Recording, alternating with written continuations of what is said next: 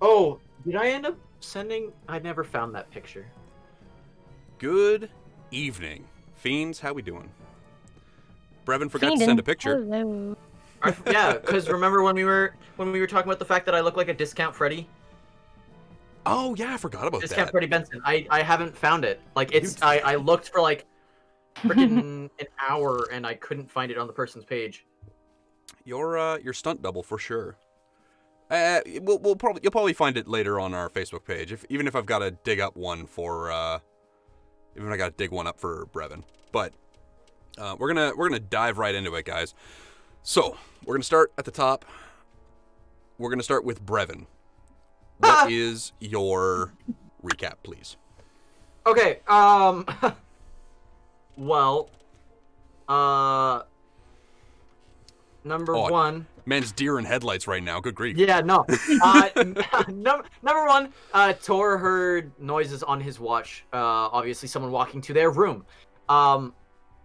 They quickly discovered who it was walking to their room when Snongle in the morning knocked on their door. Tor tried to bust down a door using his chain. That took frickin' forever. You guys were really struggling with that door, eh? Yeah. Snongle ended up just unlocking it as Tor was about to strike it again. Then we fought demon dogs known as Yeth Hounds. Yep. And both Snongle and Victor were struggling with them a little bit, but Tor had no idea why. As he kind of just cut through them. Also, giving everyone a heads up on how many heads Tor has. He has 17 goblin heads, 5 goblin dog heads, 1 Bathasmus head, and 1 demon dog head. He's got a lot of heads. That sounds wrong. Tor What gets about head. your heads? Tor gets head. Let's go. Yeah. Okay. Yeah. Okay, moving right down the list. Jessie, a couple things that happened last week to Astrid. Well, first of all, I got wrapped with Tor for a couple of rounds in a building. And then I got scared by the dog things for 7 rounds and ran away. Yeah, I had a few choice words to say about the Pathfinder fear rules, but we definitely got you back to the fight just as it managed to wrap up. Was there anything else in particular that happened to Astrid last week? Yes, I forgot to mention I got a couple scrolls. 1 scroll of sleep, 1 of whispering wind, and 1 of comprehend languages. You did get some scrolls. Excellent. Okay, moving on down. Richard, what 3 things happened to Victor last week? I pet a kitty. You pet a kitty, and a kangaroo kicked the crap out of you. It's a good thing your arm's metallic. Let's go, pussycat. I beat the shit out of a caster lady repeatedly against a wall, or should I say a door? Yeah, you kind of bounced her off that door a couple of times, didn't you? She was trying real hard. Yeah, I mean, don't back yourself up into a corner. And then there was the Yeth Hounds. I kind of struggle with those because of their DR. Yeah, you were having some challenges with that, though. A brawler is very much a lot of little hits. Yes. However, what happened at the end of that fight? Oh, God, yeah, I did a lot of damage because I managed to hit and crit on one of them. And then the second hit normally, so, well, when you do hit, it's a lot of damage added up. Oh, that's a lot of damage. Yeah, you clobbered the crap out of them. But yeah, that's good for a recap, I think. Moving right along. Rose, a couple things that happened to Snongle. The Snongle. No, she definitely had some problems unlocking that door, as we've said a few times. She was not a fan of that door. And her bluff failed, like, real bad when she got that caster notified. Oh, yeah. She was like, hey, what's up, bitch? And the caster was like, okay, die. That's cute. That's, like, what normally happens when I flirt, so that's... we explored... Yes. Rose bats eyelashes. Person. Ugh! I know, I'm like... hello? They're like, shut the fuck up. So yeah, that's indicative of my life. Okay, so I was gonna sneak up on what we thought was that goblin ass lady in there. It wasn't. So I didn't get to do that. So I got I got knocked over by one of those hellhounds. But I closed the door on him and said no you, and then I got away with it. You really did Uno reverse the crap out of that Yeth Hound, didn't you? I was like, goodbye, not me today. But yeah, so I then ran around and I heard some interesting. I wrote what next to it, like in a like a gasp emoji. From what I heard about Tor's lore. The Tor lore? The Tor lore that I overheard. Tor lore. Okay. I was We like, don't have to go. We don't have to go into the Tor lore because there were player characters that were present. But it was private, but you know. there is one particular room that you guys haven't mentioned. Oh, the torture room? The cave thing with like the drawings and everything? The drawings, for sure. It wasn't a cave. It was very much like a square room. It was just about from like the floor to about a foot above the floor. It was scrawled in as many like crude drawings as it could be. Bonus points, Rose, if you can tell me what was on that like mural. That giant goblin with dog slicers, that's like main bitch, is his like side chick. What was her name? I don't know. She had the titties in the picture. That's what I remember. Oh, sorry, boobies. We're a family-friendly channel. Both applicable. What's her name? You guys never got her name. Oh, yeah, booby lady. Is what I'm gonna call her now. Very scantily dressed. We're gonna end up getting real confused later on because booby lady could like mean a lot. End up being a lot of people. Yeah. Substantially so. Booby lady. Oh man. Okay. I meant more the actual like drawing. Like what was the drawing of? It was like Thistletop, and there was a cave drawn in the center, and there were a bunch of little goblins. I didn't write all the details. It was written in blood and paint and stuff. Okay, Brevin, can you come to the rescue here?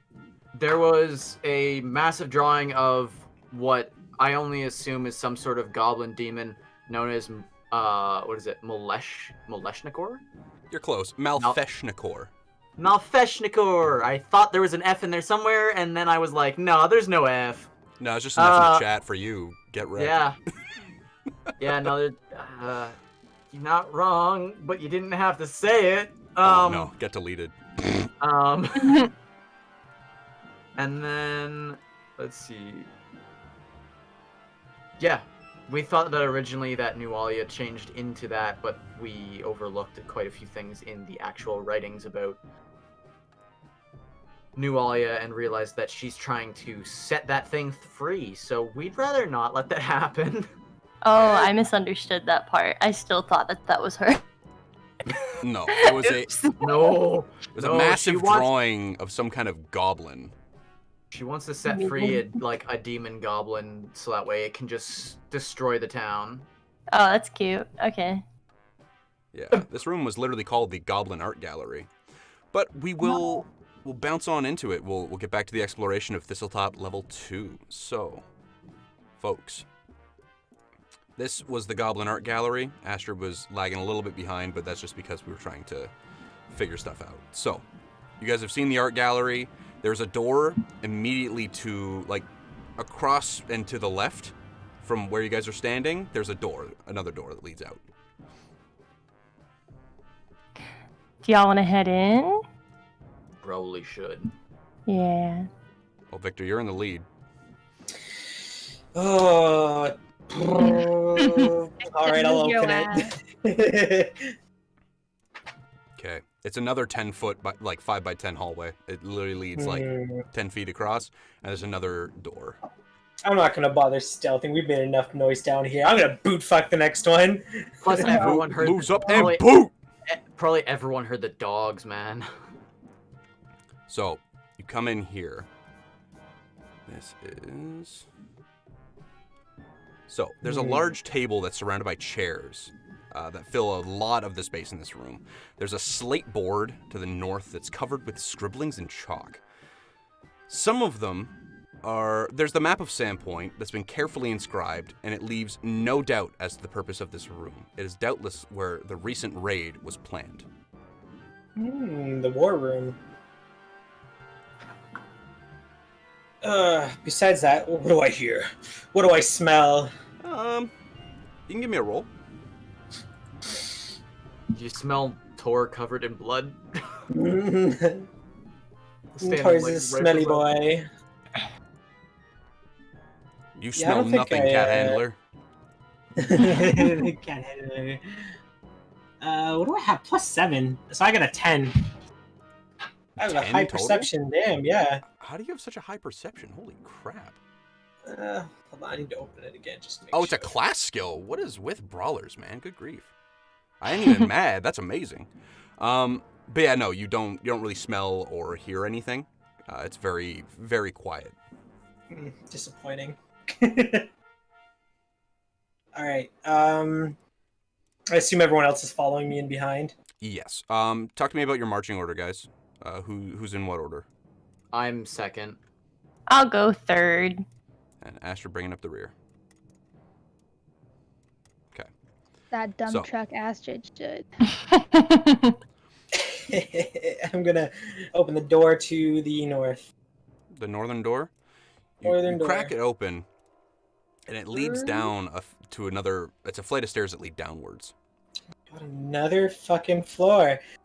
Who was it who told me there was? Like, I assume this might be the bottom, but I think Brevin was the one that put that in everybody's heads, and I was just gonna let you guys go along with it until you figured out there was more. the way I picture it in my head, I didn't picture Thistletop so high.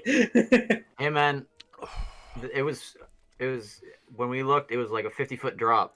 Yeah, because there's a huge cave underneath too. That's Yeah. where my assumption came from. I was like, We when should you have- guys looked, it was an 80-foot drop. Yeah. I think So, that's where some of the misconceptions came from. It's like, how far is 80 feet? Yeah.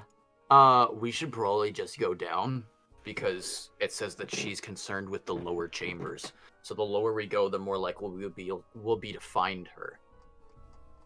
Yeah, let's just skip everything and just go to the lower stuff. Yeah, We'll bypass them. It's Like- entirely up to you guys. Like the we book can sa- check like some the- of these rooms on our way out. The book says lower chambers, and if she's trying to release, That? Yeah. We maybe- can look elsewhere later. yeah. As long as we don't discover that she's actually in the middle, and then she releases it while we're here, then yeah, I told yeah. place on fire. You got a Um, sense of urgency to attend I don't know if you're gonna be lighting this cave on fire. So I mean, we could have caught it on fire, sure, but I feel like a lot of it's not going to burn. Maybe. A lot of it is made of stone. So, what's the play? Straight down, like whether they follow or not. I believe there is a sense of urgency taking place. Okay. Victor. If Tor is following, you're right behind him. And then we got Nox, Astrid, and Snongle.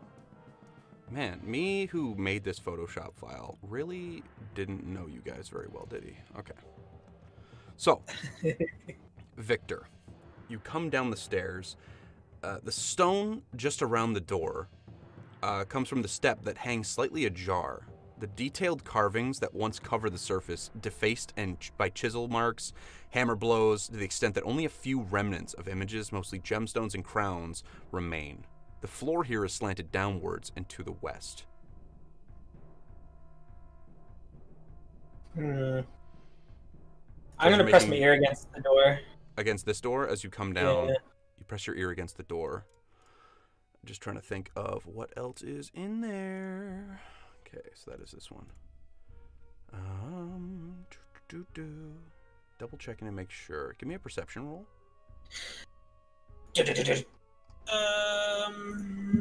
D20 plus 7, 19. 19's not high enough to hear what you need to hear. Oof. But you don't hear anything suspicious at all.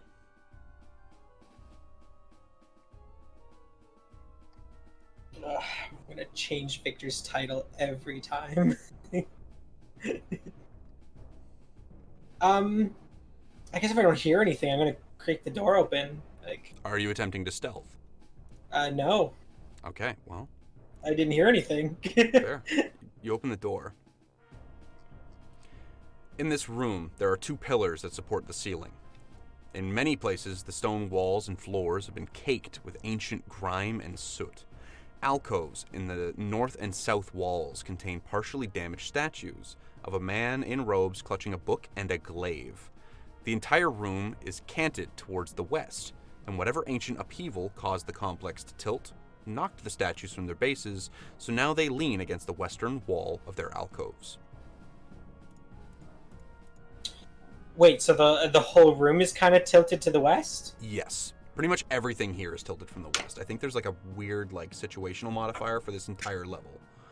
So I'm assuming that it could be to do with the fact that these ruins have been here for a long time, that like plates have moved and like, and the fact that it's just like as part of the water, it's also part of the erosion around the actual area. Yeah, I'm not gonna assume that that thing's been summoned downstairs, but it was summoned into a room not big enough, so now it just gotta push the whole of Thistletop sideways. Okay. Look, overactive imagination. You guys will notice something, that the air in here is actually surprisingly very good. It feels a very comfortable temperature. It doesn't feel like this place has been sealed away. It's very peculiar to you guys, but nothing uncomfortable about it. It doesn't like make your hair stand up or anything like that. But it is definitely something to consider. That you guys aren't struggling to breathe or anything. It's not stale air. You guys are breathing very, very clean air, which is kind of strange. Is there like a hole leading to outside someplace? You don't know. That's an interesting thing to say, Luke. I'm going to go walk over to each of the statues and just kind of see if any of them can be budged or anything. Like if there's any mechanism or anything that sort of leads outside. You reach the first one, and it's obviously like a fallen soldier, like it's leaning up against its alcove. You don't even need to give me a perception check. You don't really find anything particular. These statues seem to be just statues. Okay. Does anyone else want to take the lead? I will. Just to give other people a chance to play a bit. Okay, so Astrid, you come into the room. I'm gonna go put my ear up to the door. Okay. So move up to the door. Give me a perception roll.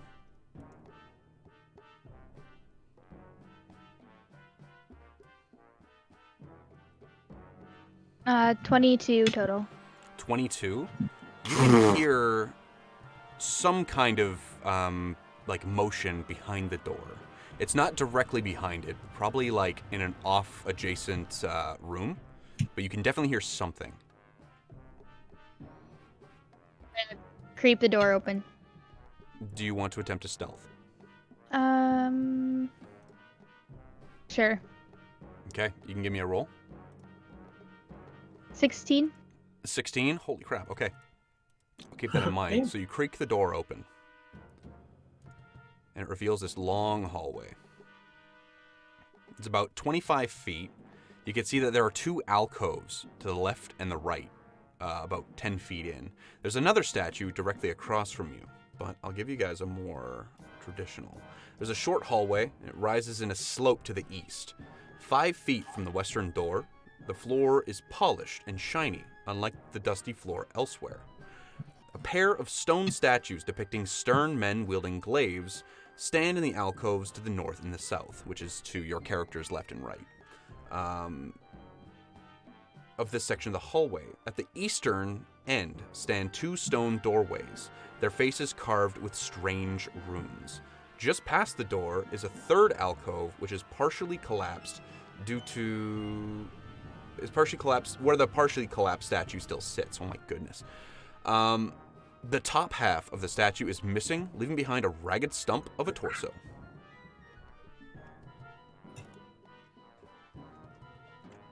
It's Astrid. You have knowledge of Thessalonian, right?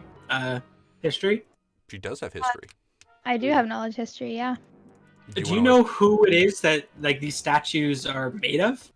Like who they're supposed to be? Should I do it roll? Absolutely, you can give me a roll knowledge history. They just all seem the same, so. 20. But they're not Lamashtu, so. They are not. They are not. In fact, Astrid will enlighten you, saying that you remember something to the effect of there was that old man back in your village, and he kind of went on tangents all the time about these different things. But one thing that kind of stands out in your mind from recounting some of his history lessons was one of the Runelords. Obviously, there was Aslanist, who you guys encountered statues of in the Catacombs of Wrath. However, this is not Aslanist. You can confirm that for sure. You can confirm that this is more likely one of the Runelords named Karzug, a man who was apparently tyrannical, but him and Aslanist were effectively each other's bane. It was very much them butting heads for centuries, until eventually they both got wiped out, and nobody's sure how.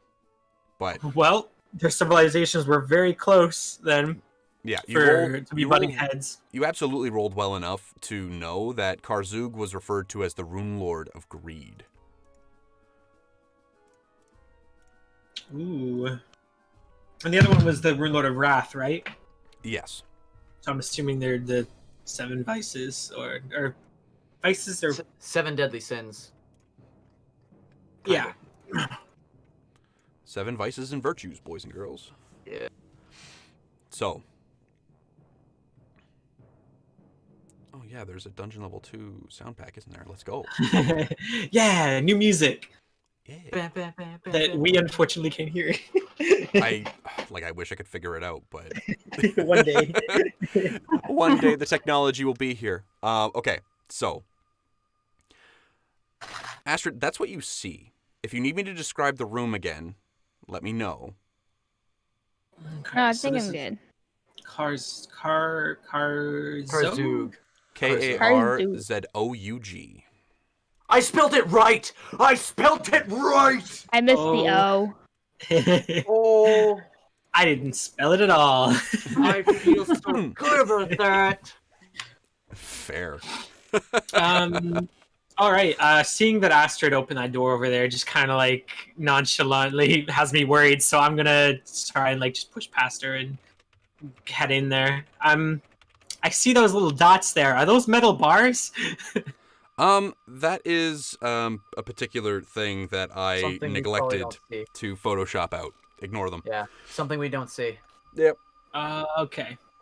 All right. Yeah, I'm gonna press onward then and not set off a trap that immediately causes bars to shoot up out of the ground. Okay. Well. Look, man. As long as it's not the death maze from frickin' The Cube or whatever it's called from 1997 movie, you're fine. I know what movie you're talking about. So you. yeah, traps. Keep an eye out for them. Not that we we haven't really run into any yet at all. No. One thing you guys, my way out. one thing that's lucky is you guys brought a rogue with you. Yeah. What's up, bitches? Disable device. Quickly disable this spear that's now embedded in my chest. Disabling. You can definitely like go and take a look, Snongle, if you think that it might be trapped. I'll take a look.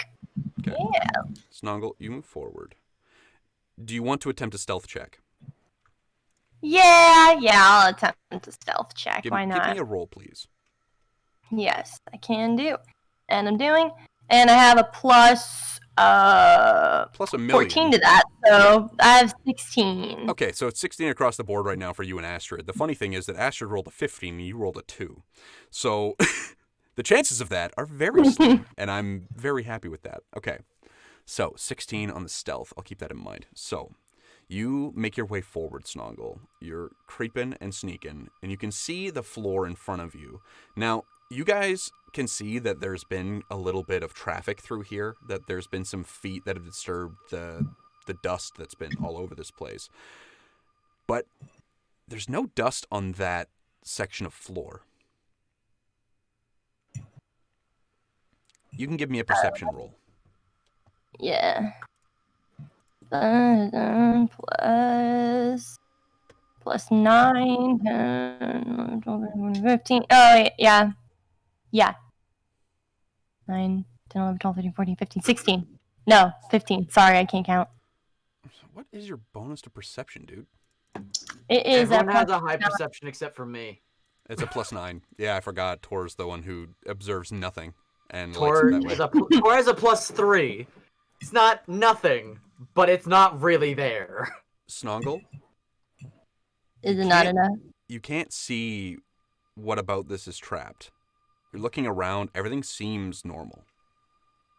Oh, I don't like that. Alright, is there here's a thought. Can I throw something into the floor and see if it sets off a trap?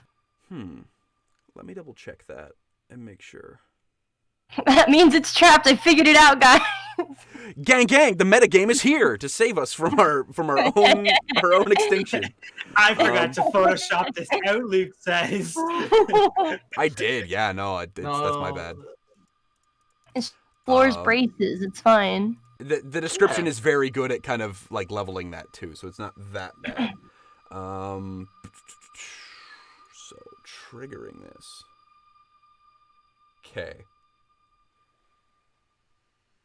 Okay, so you throw something like a rock or something?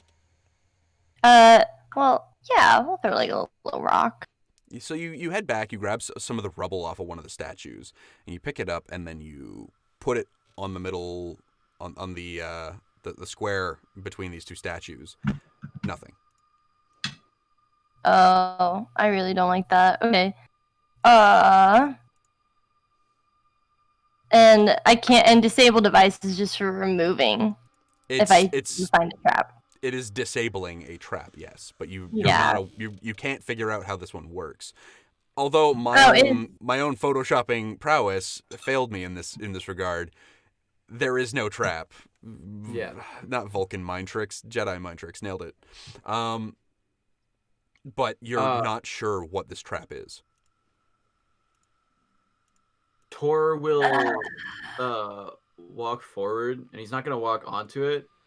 But if it's pointed out that there's no dust on that spot, Tor is going to try and hop over it. Yeah. Just hop over the tile. I was going to suggest that. So, Brevin, you can give me an acrobatics check from hell. Oh, good. -1, 9. 9 means no. So, Tor, you go to make a leap. You land just on the edge here. I need a reflex save. Natural 20? That's exactly what you fucking needed to do. Holy shit. That was a good place to have it. As Tor lands back, his foot plants on what you guys didn't realize was some kind of triggering mechanism.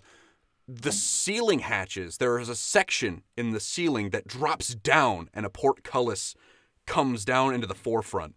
Tor, you're leaning backwards, and you use the portcullis as it's coming down to pull yourself through to the other side.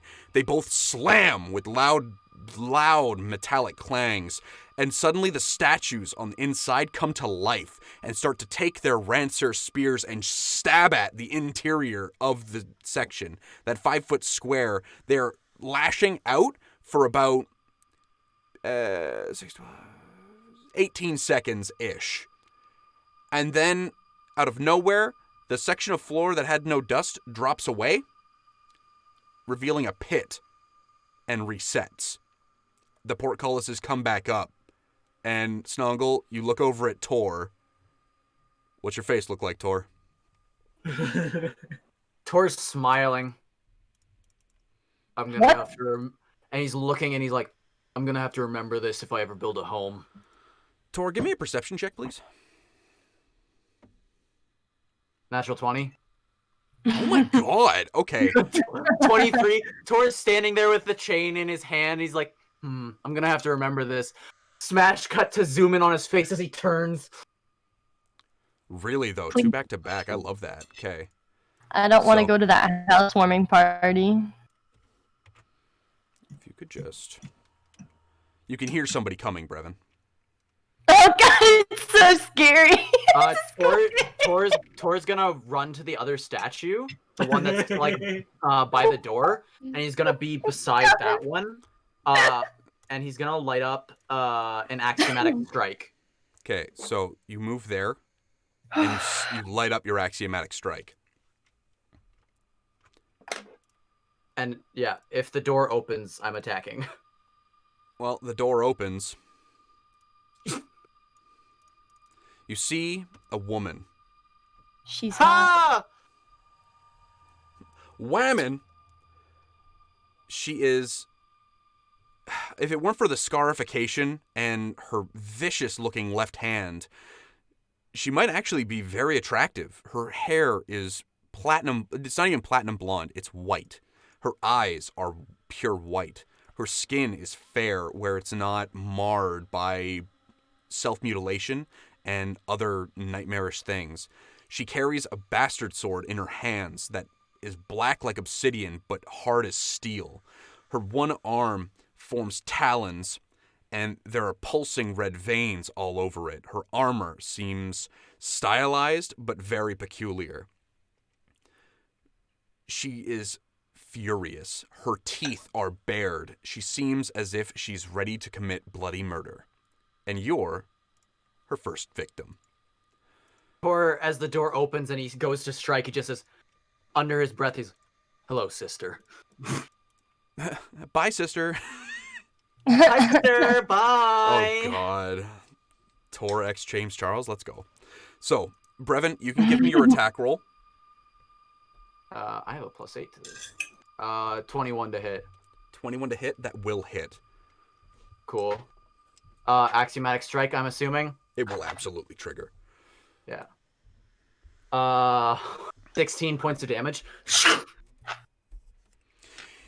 She opens the door, rushing out. You can see that she's attempting to gather energy into her hand and placing it on her chest. It doesn't go through. Brevin, I'm going to need you to give me a roll. It's going to be a D3. 3. 3? Okay. Yeah. She's going to have that one on then, and that's not ideal. Okay. Okay, I'm going to have to keep that in mind and look up what that spell does.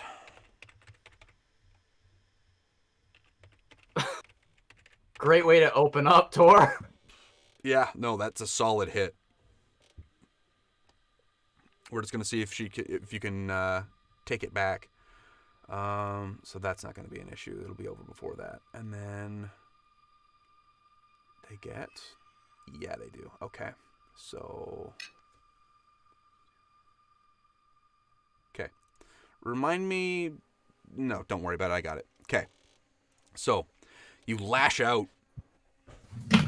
You can see the scars seem to glow on her body. She rolls her neck as the chain lashes out, revealing more, like, opening up more fresh cuts all over her body. The chain made a vicious gash in her side, but she looks at you and says, "My turn. Roll initiative, please. Everybody." I'd like to go on the record saying that she's attractive. Oh, dear God, man. Okay. Oh, that's not good, Brevin. No, probably not. Okay, we're going to go down the list. Astrid, initiative. Oh, a 9. 9. Snongle, 7. 7. Tor, 19. Victor, 8.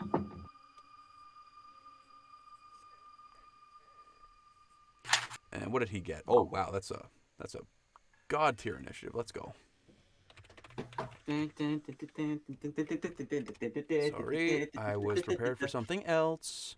Scrambling to make things work for you. Question. At the end of last session, did I get the word again? Did you get the word again? I have no idea. I'm gonna say no then. I believe I remember Astrid giving you the ward. And that's not just me being nice. I think I do remember that conversation happening. Hold on, I'll have it written down. I'll vouch for that. I think I remember it too. Yeah. I don't. So that's their initiative. Perfect. So, Brevin, I need to know, what is your dexterity modifier? Like your dexterity modifier? +1. +1? Yes, I did hex you. Sorry on the delay. Nope, perfect. That's really good. Oh, I need it. Brevin, intelligence. My intelligence is a +0. Wisdom. +3. Okay. Charisma. +0. Okay. She'll be going first. Okay. Congratulations. You can that now... was the longest I've had of us both being like, same. Uh-huh. You're gonna wish that you won that one. I'm not gonna lie to you. I am. But you're not flat-footed. That's the important thing. Yeah. No. So, initiative order is gonna be Nualia. Then it's gonna go Tor. Then we've got Astrid. Then we have the best boy. Then we have Victor. Then we have Snongle. Actually, Victor, what's you got an 8, right? Yeah. What's your dexterity? Scroll up. +2. +2. Intelligence. 0. Okay, you'll be going first. So Victor, then the best boy, then Snongle, right at the bottom. Oh God. Don't you guys love having the rogue right at the bottom?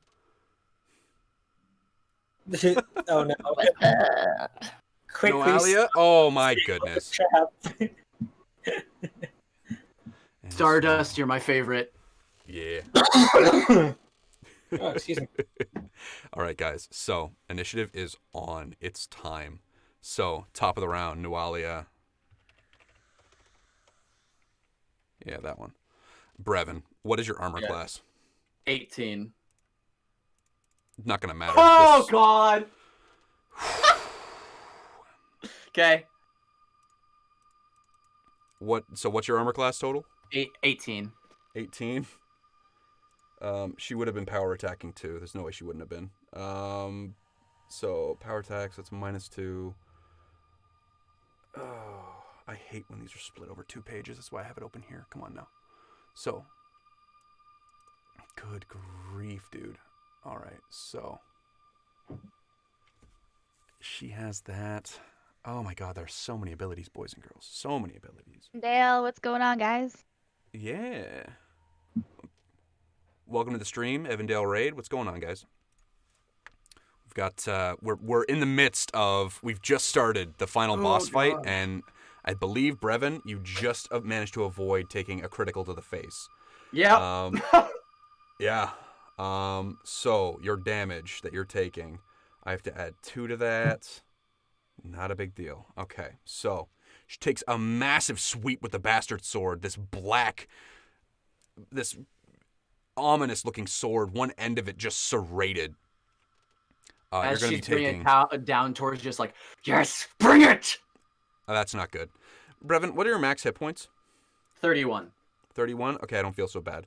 Brevin, you're going to be taking 16 points of damage. Cool.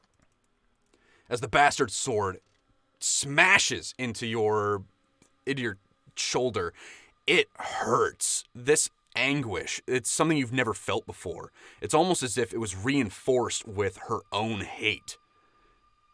It's difficult to see, but like, she absolutely just did a number on you. That was awful. We go to the next initiative with Tor. Tor's head, like, turns towards where the blade hit him in the shoulder. His head's facing, like, his allies. He turns back to her. Oh, yes! And he's going to swift action cast Protection from Chaos. Okay. And he's going to slash out at her again. Now, swift action casting, will that provoke an attack of opportunity? I have no idea.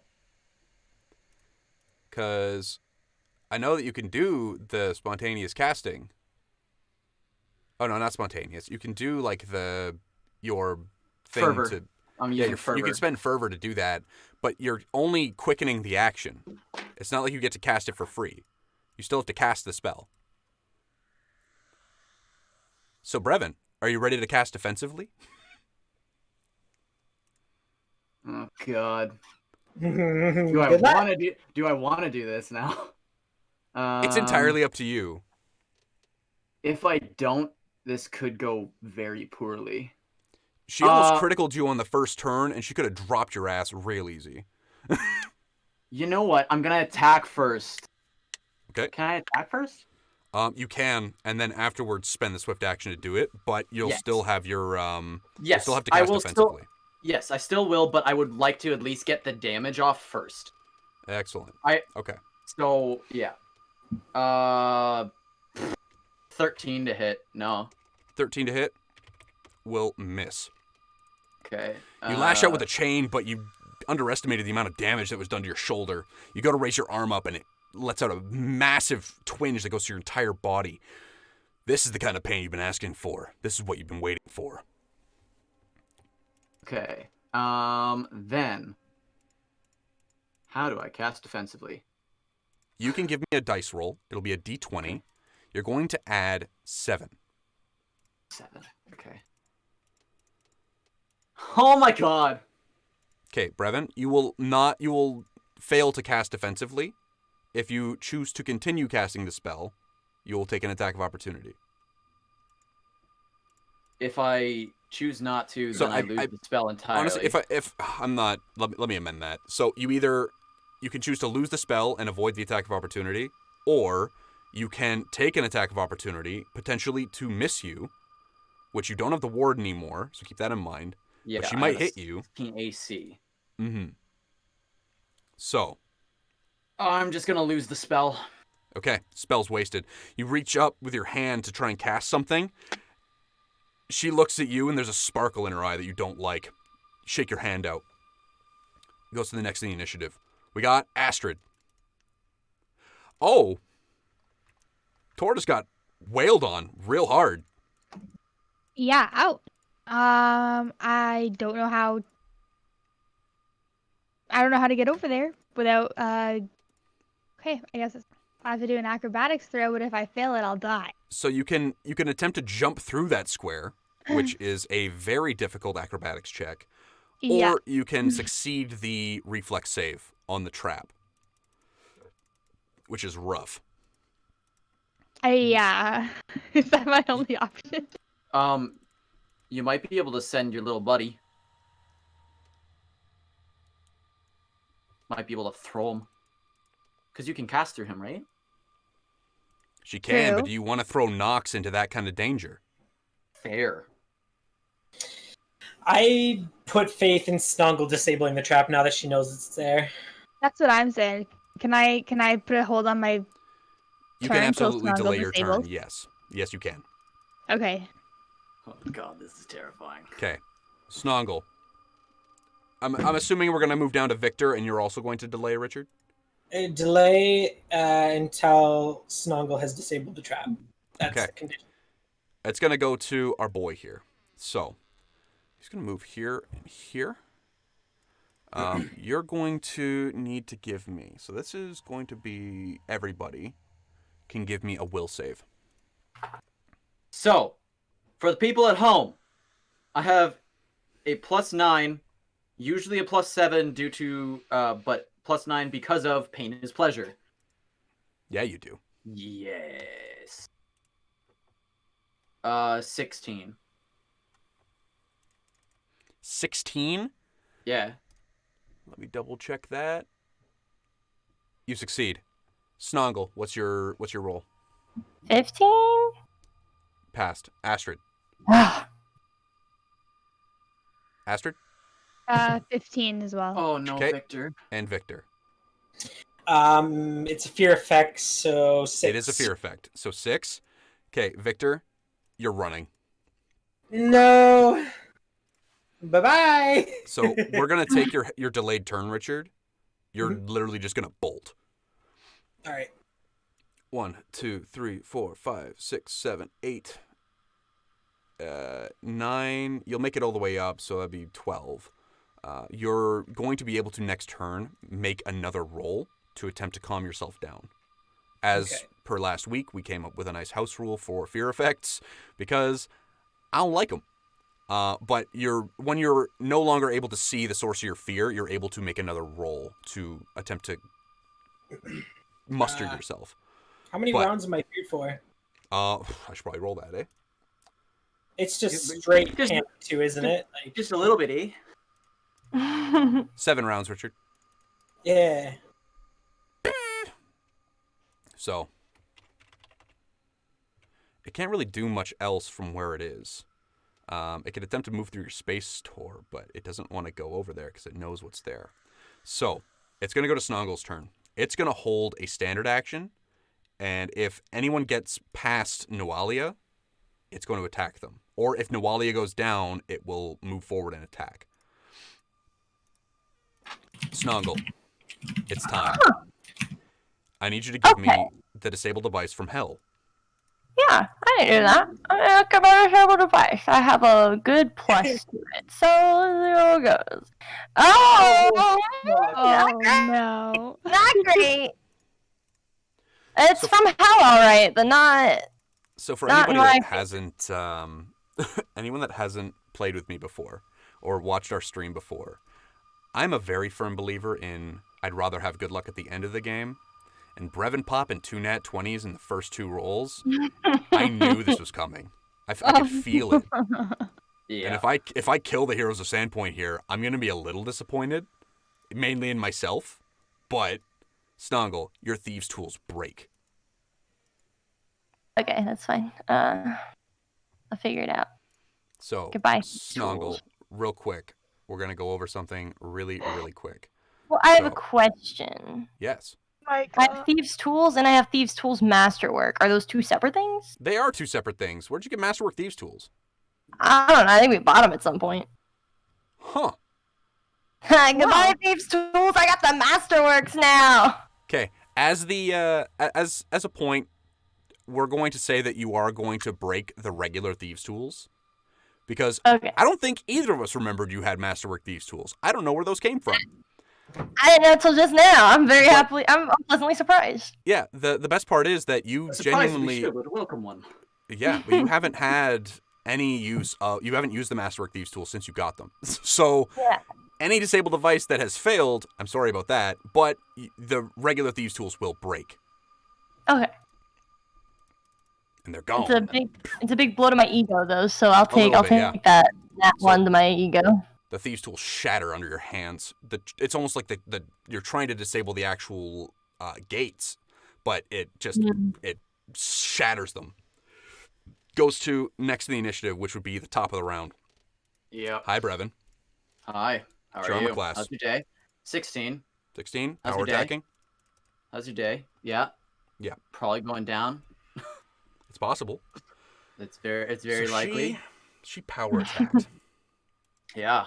Yeah. I didn't even do enough damage last time. I forgot to count power attacking. So she's doing it 2-handed. So that adds 1.5 times strength. Her strength is reasonable. Okay, yeah. So that'd be 1.5. So that'd be, got it.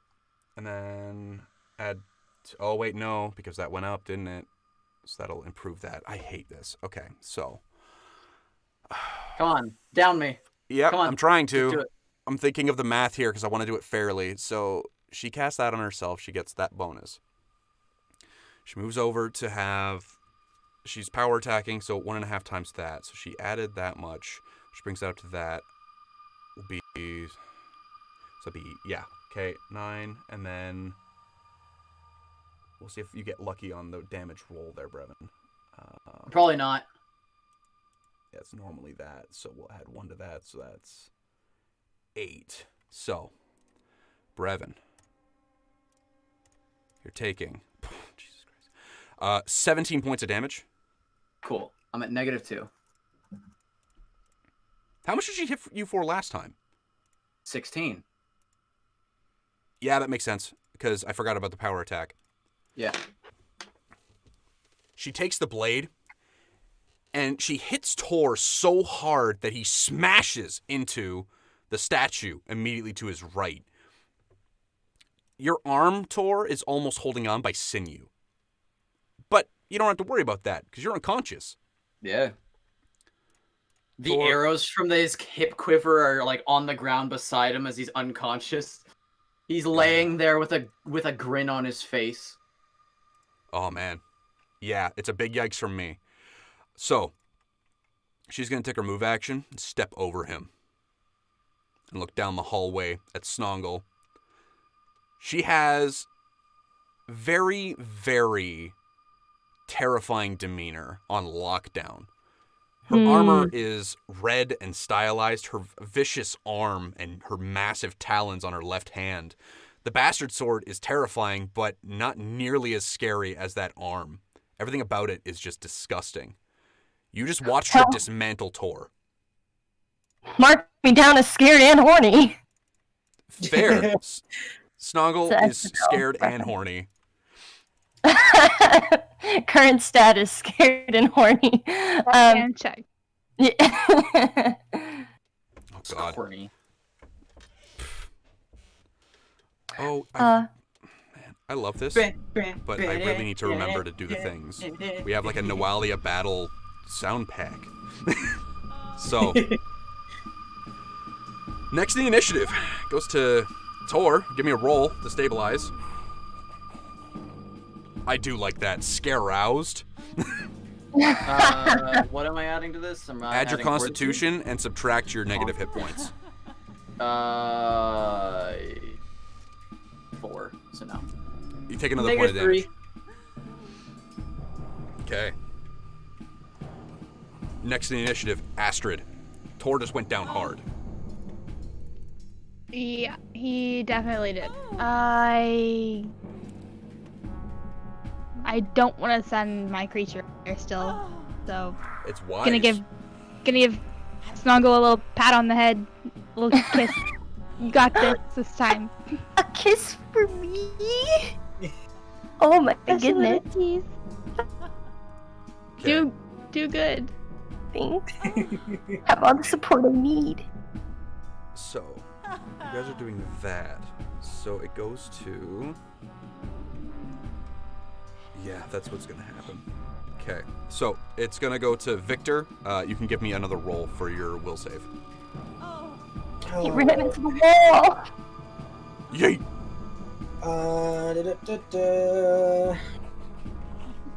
17.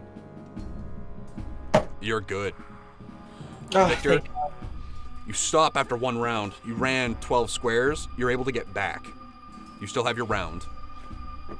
That's So scary. that's 1, 2, 3, I know how Astrid felt. 4, 5, 6. 1, 2, 3, 4, 5, 6. As you come into the chamber, you can see down the hallway the malevolent glow of her eyes. Oh no.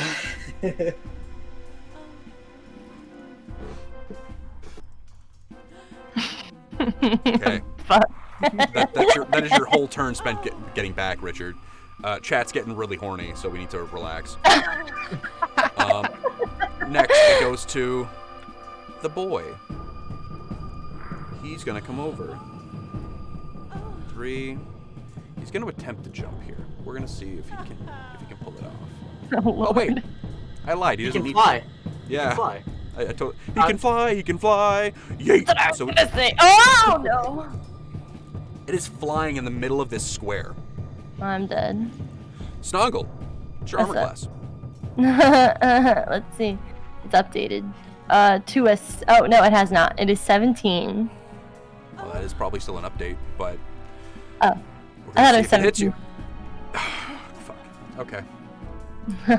You are hit, Rose. Ouch. Yeah, that's okay. This is a final boss fight, remember? So, if you have abilities, spend them. Why do bites do so much damage? Oh, thank God. Okay. Rose, you're going to be taking Okay. 9 points of damage. All I right. need a fortitude save. Yes. Actually, no. Sorry, that's a will save. Oh god, I have so much math and shit. to do. I finally get to know what the thing was that Tor avoided by being a bad person. 3. Yep. All right, Yeah, Rose. not great. It's You a. can feel the bite as it reaches into basically your body. It reaches into your spirit and tugs at something. It's almost an innate reaction. It's like somebody just put liquid magnesium into your body. You're going to be shaken for 1 round. Okay. Which means you basically get a minus, I think it's a -2 to just about everything. Is that how shaken works? Fear effects, am I right? In play. You say shaken. This is all gonna great. sound so stupid, but you say that, and I think of like Snongle doing the stanky leg. You know what you know what I'm saying? Yeah, no, more like Scoob, like that kind of shaking. Oh no. I know that's what you meant, but that's what I pictured. I just want you to know how fucked up the wiring in my brain is. Nice, dude. Yeah, so shaken, -2 to just about everything. All right, cool. 2, 4, everything. Ruh-roh. Zoinks! So, you took a bit of damage there, Snongle. You took you're scared as well. Like that's what Aw. shaken is. Little baby scared. It then goes to your turn. You're shaken. If you attempt to disable the device with this thing in front of you, Yeah. you're gonna have a bad time. We're gonna have a bad time. Alright, so here's what's up. I think I'm gonna... I'm trying to think of my options. Okay, I don't have my weapon out, I'm sure, You because do I was just not. trying to disable device. And if I pull out my weapon, that will be an attack of opportunity, and that will not be fun for certainly me. It certainly will.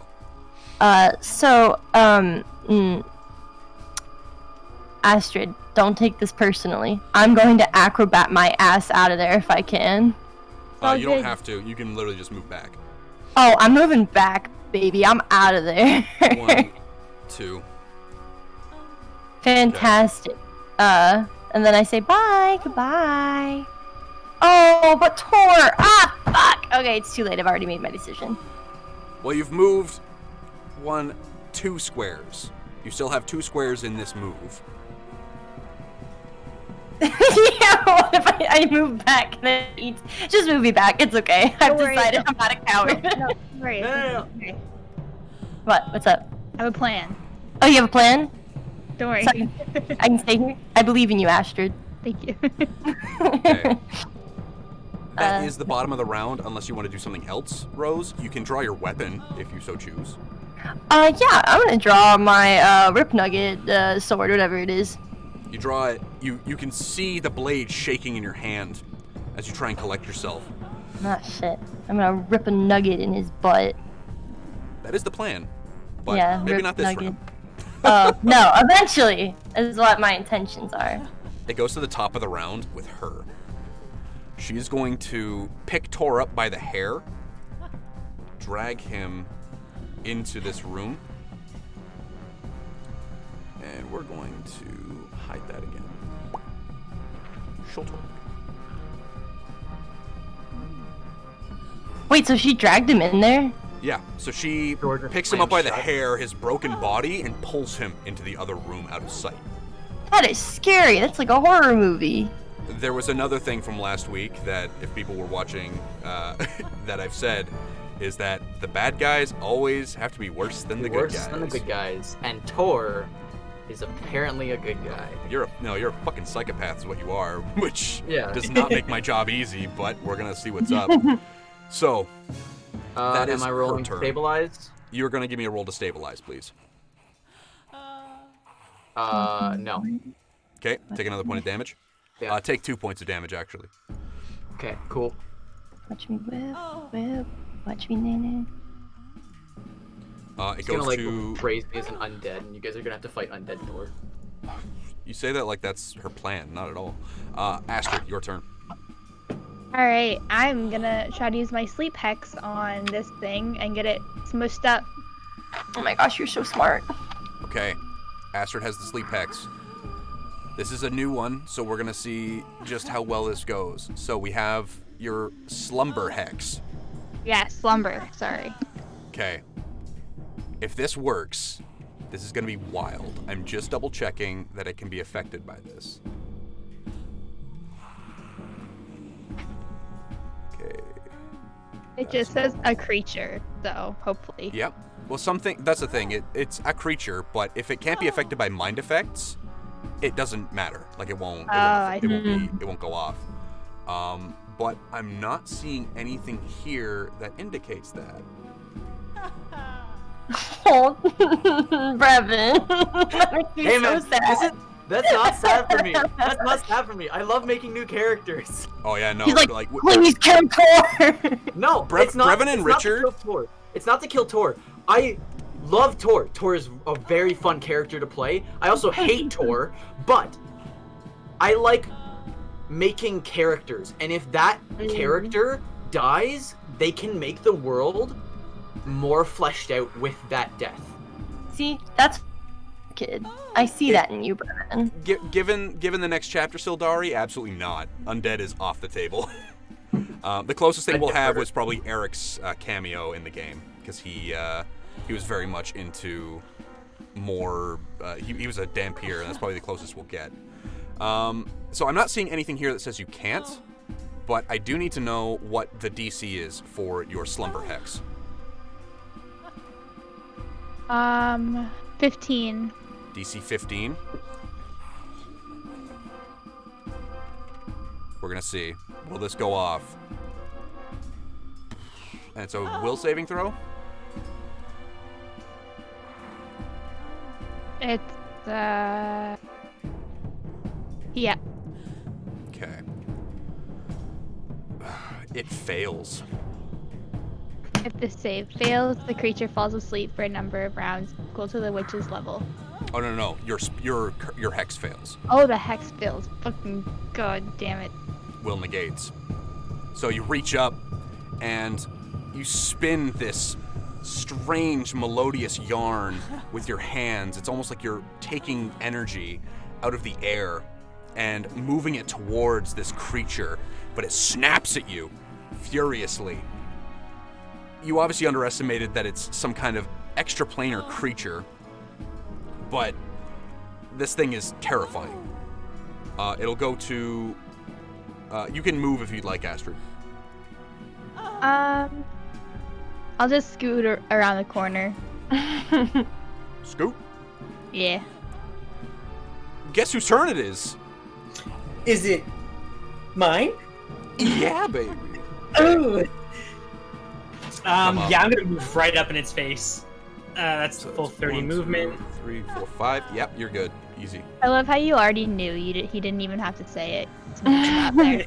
It's because he's thinking about his move when you guys are doing your turn. Yeah, so I'm gonna do the same thing and try and put this bitch to sleep. I'm gonna use the knockout ability. Give me a roll. I believe you have to hit with that first, don't you? Welcome to level 4s doing their things. You make a regular attack, and if that attack is successful, knockout. Okay. So I'm gonna see if I can even hit. I do get a fortitude save. Yes. Sorry, excuse me. Fuck, that snuck out when I went to say yes. You're a goon. That was a good one though. That was a good one though.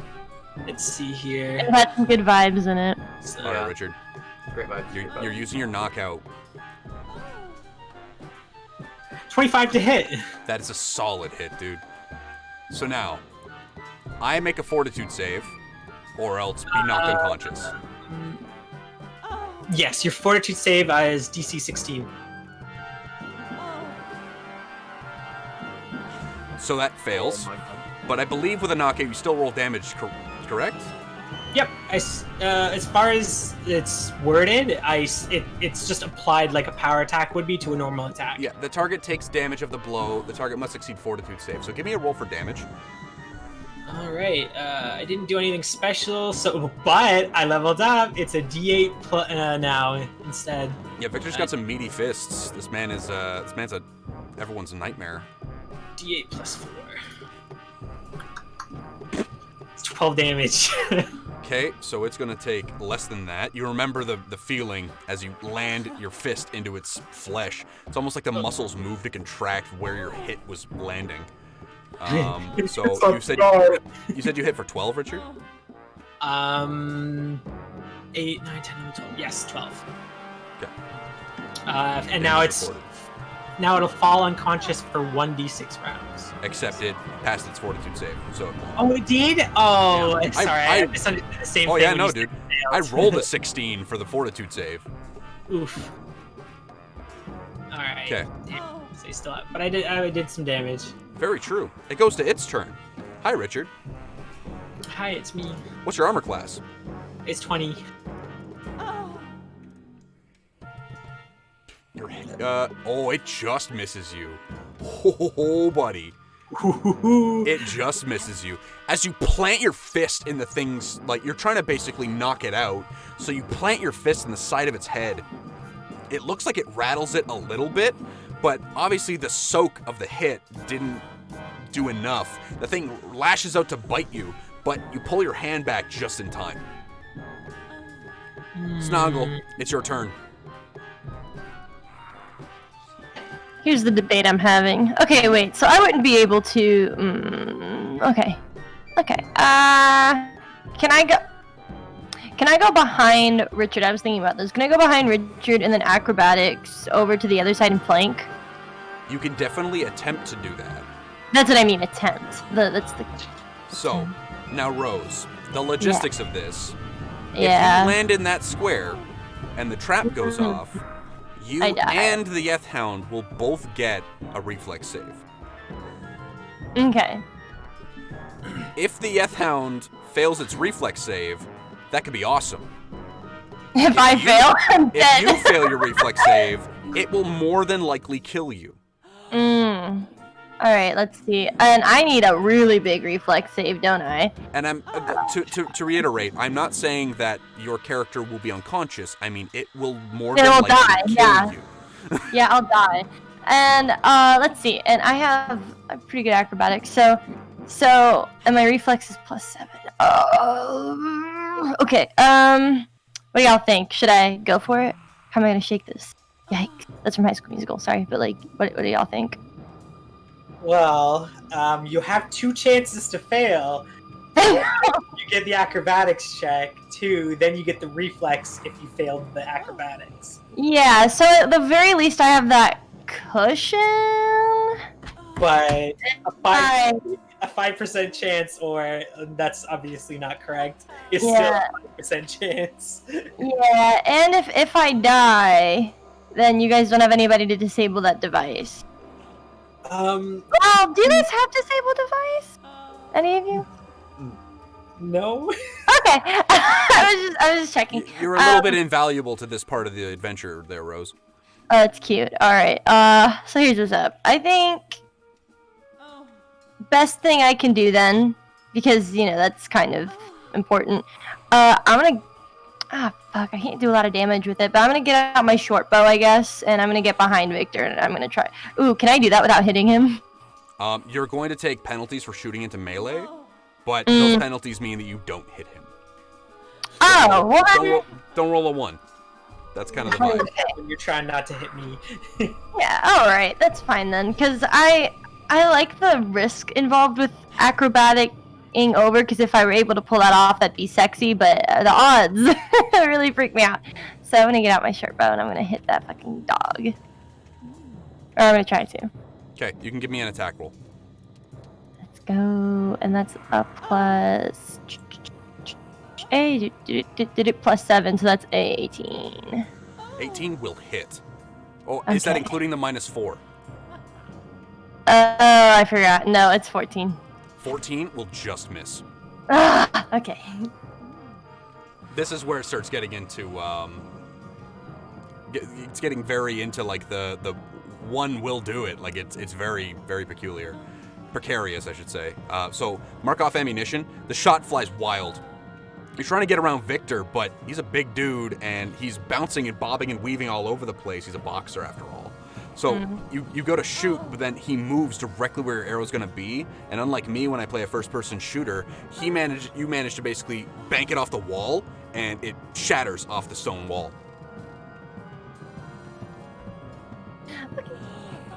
It goes to top of the round. Brevin, mark off another point of damage. Okay. I like that hammer emoji. It's kind of necessary. Pretty Sildari in horny jail for life. Bonk, So- go to horny jail. Brevin, you take another point of damage, and you can give me another roll. It's going to be your save your I life. fail. You fail. Take another point of damage. Oh no. Okay. I'm halfway there. Oh, I'm being Dragged him by stabbed the upon a hair. bear. That one worked better. There it is. I couldn't miss the opportunity. I couldn't. All right. So, with that out of the way, Astrid, you're up. All right. Can I just try to pull the hex on him again? The hex is people that are targeted by it are immune for 24 hours after you've already done it to them once, whether they fail or not. All right. Then I'm gonna try to use sleep.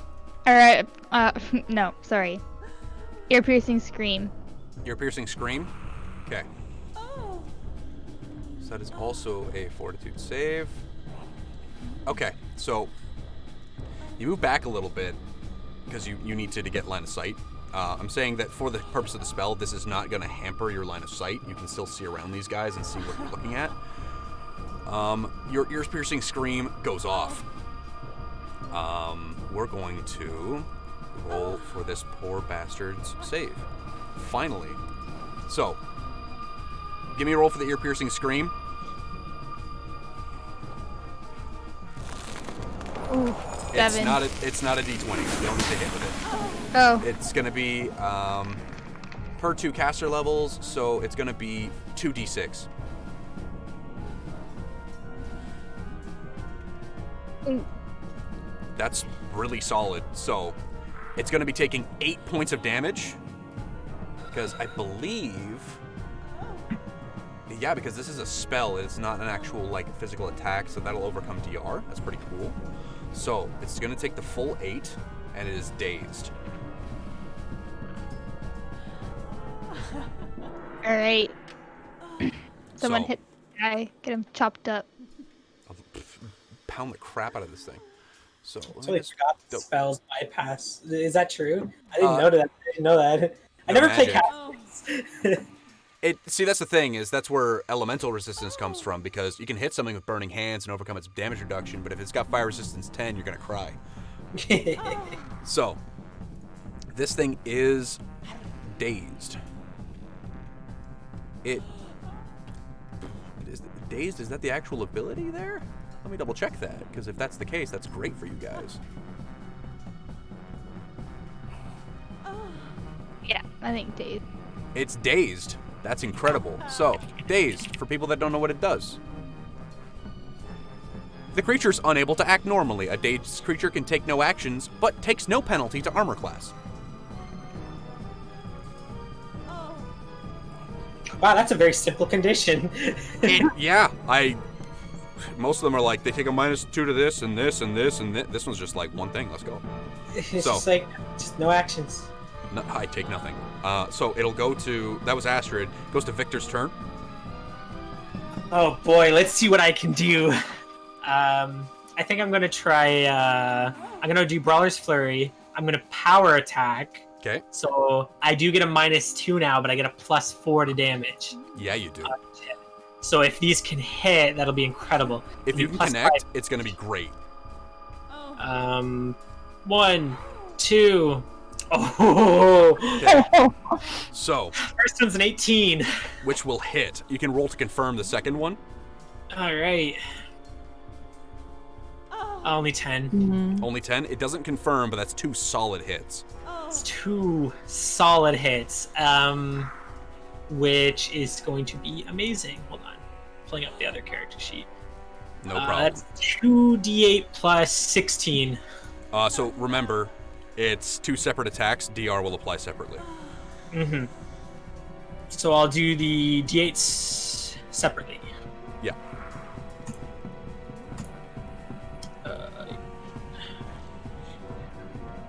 First one's 13, second one's 9.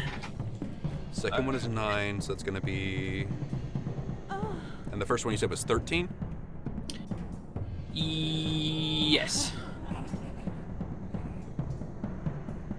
Okay. It's still dazed. You bring your fists up, and you just start going to town. You decide to channel your inner Star Platinum and aura the crap out of this thing. It's not quite the Giorno like 8-page Muda or whatever it is, but it's still pretty effective. You hit the thing twice across the face. Your foot comes up for a bit of a taste. Hits it in the lower jaw. The thing's ears are still ringing with this phantom Arctic wind. It moves on to the next of the initiative, which is it. It will take no action. I believe, Astrid, your spell will only do that for 1 round, though. I just want to make sure. It is a first level spell. Cool. So, it will do nothing. It then goes to Snongle. Okay. I don't know if I want to shoot again. Because I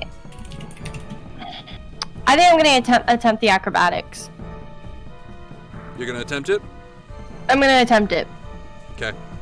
I have a pretty high knock on wood thing, so we'll see. Okay. Like, I'm going to gently knock, because if I knock too loud, the dogs will get mad.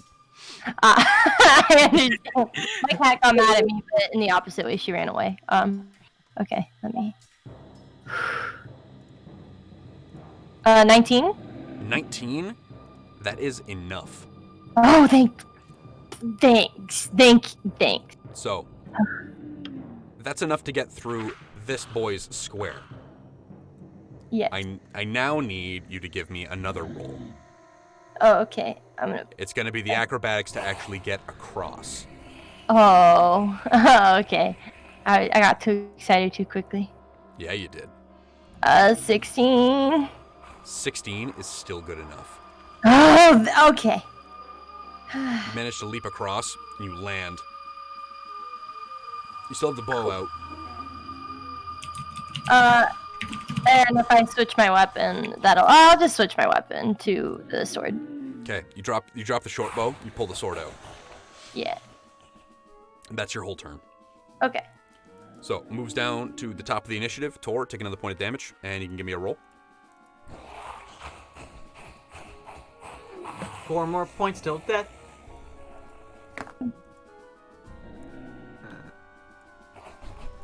Fail. 3 more points till death. What's your negative right now? -9. Holy crap. Ooh. Yeah, I'm 3 points away. If you guys can't get to him quickly, Tor's going to die.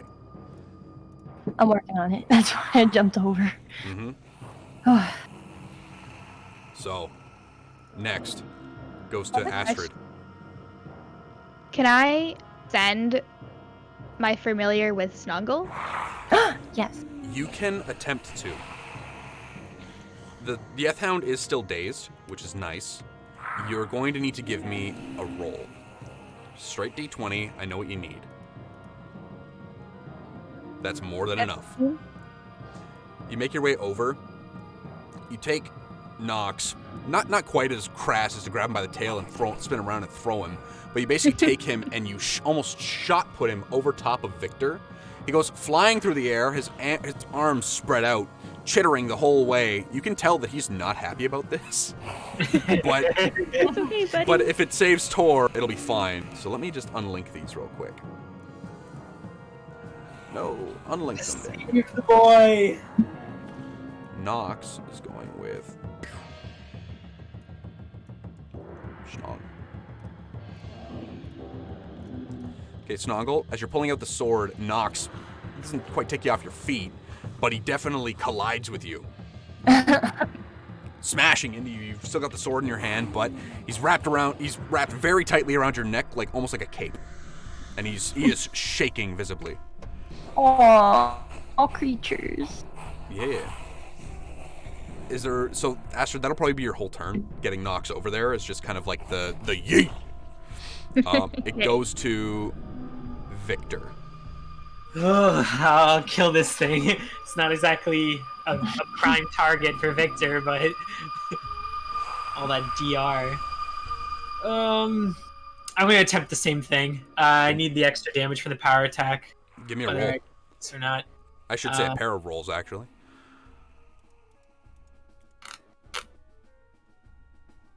I had the wrong dice on. I didn't roll it though. Goon. First one, second one, oof. First one, 10. Second one, yeah. Richard. Okay. How do I want to handle a natural one right here? However, your creative mind wishes. I know. So, you go to make your punches, but the thing reacts almost instinctively. I'm giving it a single attack of opportunity against you. Which it will fail. It goes to its turn. So, I rolled good last time, so it's only fair. Yeah, you're the one punching it, Richard. But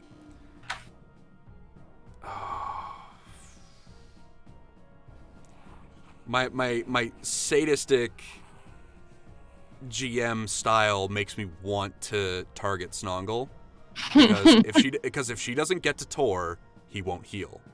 But if I do attack Snongle, I might kill her. That's So what I'm gonna do, Snongle and Victor, roll d20. Ooh. Tell me who gets the higher. Snongle did. Snongle, you're clear. Victor, Sorry, Victor. Hit me. what's your AC? 20. 20? Okay, it misses you completely. Sorry, the ring that the one guy gave me is really helping. It is really coming in clutch. The thing, it seems to contemplate whether to go for Snongle or you. It takes too much time. It telegraphs its attack, and you manage to catch it in an interception. Goes to Snongle. It's your turn.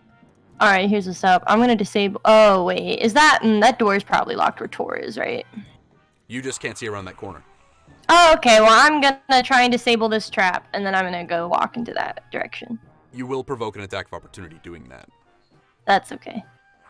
Okay, so the thing will get a swing at you. Snongle, what's your armor class? 17. It just hits you. That's okay. Snongle, you're taking Oh god. 14 points of damage. Okay. I'm still here. Give me a will saving throw, please. Shit. Okay, yeah, that's fine.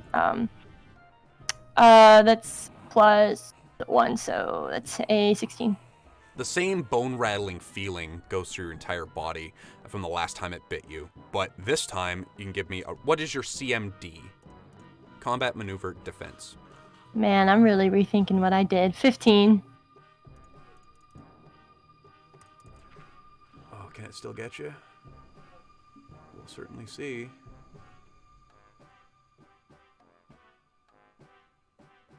That's that. Okay. It fails the trip, but you still take the damage. And you're still on your feet, which is very important. Okay. So, Snongle, now you can give me a roll to disable the device. Okay. Let's see what I get. That's plus. That's a +12. So. Snongle, Yes. you have two options here. In your digging, you take a massive bite to the shoulder, but in your digging through this thing's bizarre mechanism, you can either disable it and turn it off, or activate it. Oh, activate it. Okay. Wait, will I risk? Do I have to do a will save? No, you don't have to do a save at all. The thing needs to make a reflex save. Okay. It passes the reflex save, but unfortunately for it, it has nowhere to go. Oh, okay, good. So, what it's going to do is it's going to attempt a fly check to get past you guys, because it is technically flying. It rolls a nat 20, so cool. Good luck at the end of the game, right? So, the thing manages to dart out. Yeah, you're the one that did the ear-ringing thing to it. Shit. I'm sorry, y'all. I should have just disabled the device. It's going to do 1, and then it's going to attempt another fly check to get past Astrid as well. And it will succeed that ridiculously. Holy crap. Okay, I forgot these things are innately flying. And it will land there. That is its turn. Quick thing.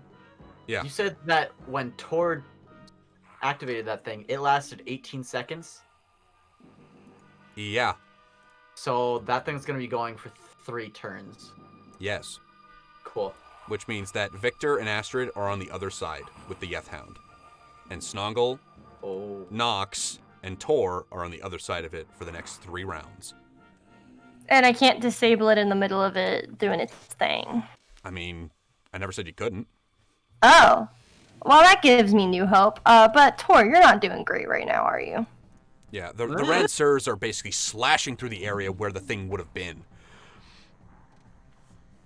Okay. I have believe it's a 3 plan turns. in my head. Well, because it's 6 seconds per turn, right? It'd be 12 seconds, sorry. So it goes on for 2 turns. That's when it dumps the thing. Okay. So, Snongle, that was your turn. Okay. Goes to the top. Brevin. How many hit points do you have left? I'm at -9 right now. What's your constitution? 12. Okay, take a point of damage and give me a roll. I have to get like a natural 20. Give me a roll. Yeah.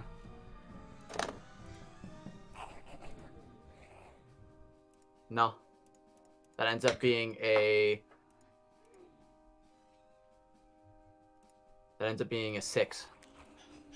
It's not enough. Take another point of damage. I die next turn. Yes, you do. Astrid, it's your turn. You just saw the portcullis slam down. This nasty-looking dog, this hairless monstrosity, comes flying, zipping past you. You don't even have time to react. Snongle, you took 14 points of damage, eh?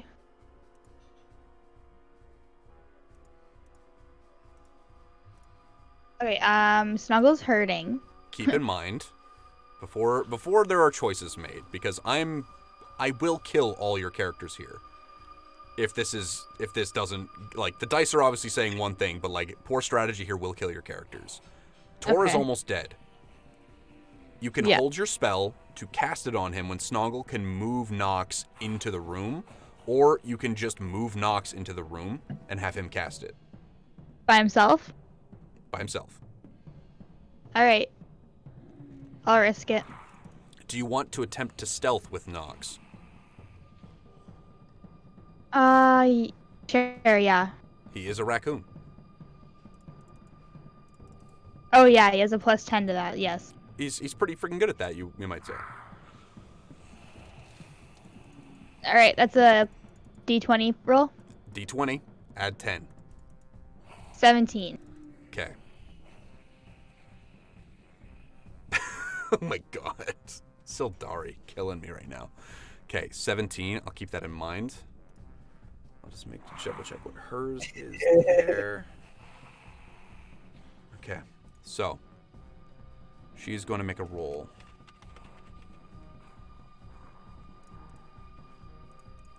Okay. Nox and Snongle separate on Link. And Nox will scurry. Good luck, little pal. So that is 1. And this room re-reveals itself. You can see that in one of the chairs, she's basically, it'll be this chair here, and she's standing behind him at this point. Oh no, this one. Hell yeah. She's standing over here. She's taken Tor's spiked chain and wrapped it around his body tightly. You can see, well, Nox can see, and you get an empathetic expression through him. What the fuck? She's literally taking her clawed finger and poking into the holes she made with her bastard sword. She's making tiny little abrasive cuts along his neck and on his chest, which his entire shirt has been ripped open. You're still wearing your armor, but it's not really helping you right now. She's basically using it to poke and prod. That's where the point of damage has come from each turn. Your holy symbol is gone. She's thrown it away. Tor's unconscious body is still smiling, and it's almost like in his unconsciousness, he's begun smiling more and more as he's gotten closer to death. Oh, absolutely. Okay. She doesn't notice Nox coming up. 1, 2, 3. I'm going to say that he's small enough. 4. You're effectively in this square, Tor. Okay. Astrid, you can cast your spell. My heal spell? Yes. It's going to be cure moderate. Yes.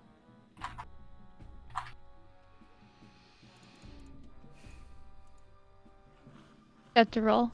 Yes, please. It's going to be 2d8, not a d20. 7. 7, and then add your caster level. The spellcaster level or mine? Your level. It's the same thing. Oh. 4? You'll add 4 to it, so you'll get 11 hit points back, Brevin. And you're stable. Tor's at 0, exactly. You're still unconscious, but you're The alive. smile fades slightly. Just barely. Okay, so that would be... That's effectively Nox's whole turn. You still have a move action if you want to use it, Jessie. I'll just make my way back to the door. So you're locked up with this dude. So you'll take a shift and go this way. I thought you meant for Nox. Oh, Sorry. no. He's used up all of his move. Like, his whole turn was getting to Brevin. Okay. Next in initiative, Victor. Thing just flew right past you, son of a bitch. Oh, get over here, you nimbly little dog flying The thing it didn't realize when it was fighting you, Richard, and by that I mean something I totally forgot about. With Astrid out of the way, you have 5 foot step. 5 foot step. You shift. +1 damage to everything. Bobbing and weaving, your knuckles, your hands basically opening and closing. You're ready to kick this thing's teeth in. All right, I'm going to attempt the same thing I did last time. Give me a roll. To flurry. Oh, Flurry. Though. Well, you do have outslug style. You know these things aren't terribly difficult to hit.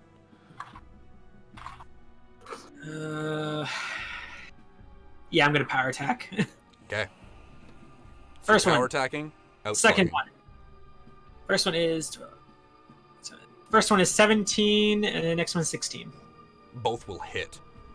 Oh.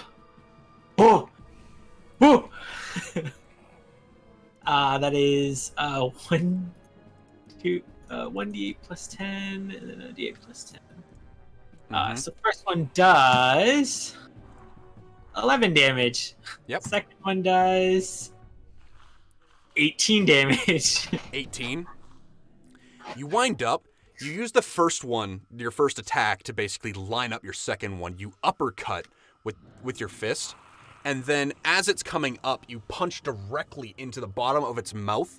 You can see its own teeth come through the bottom of its mouth as you punch it.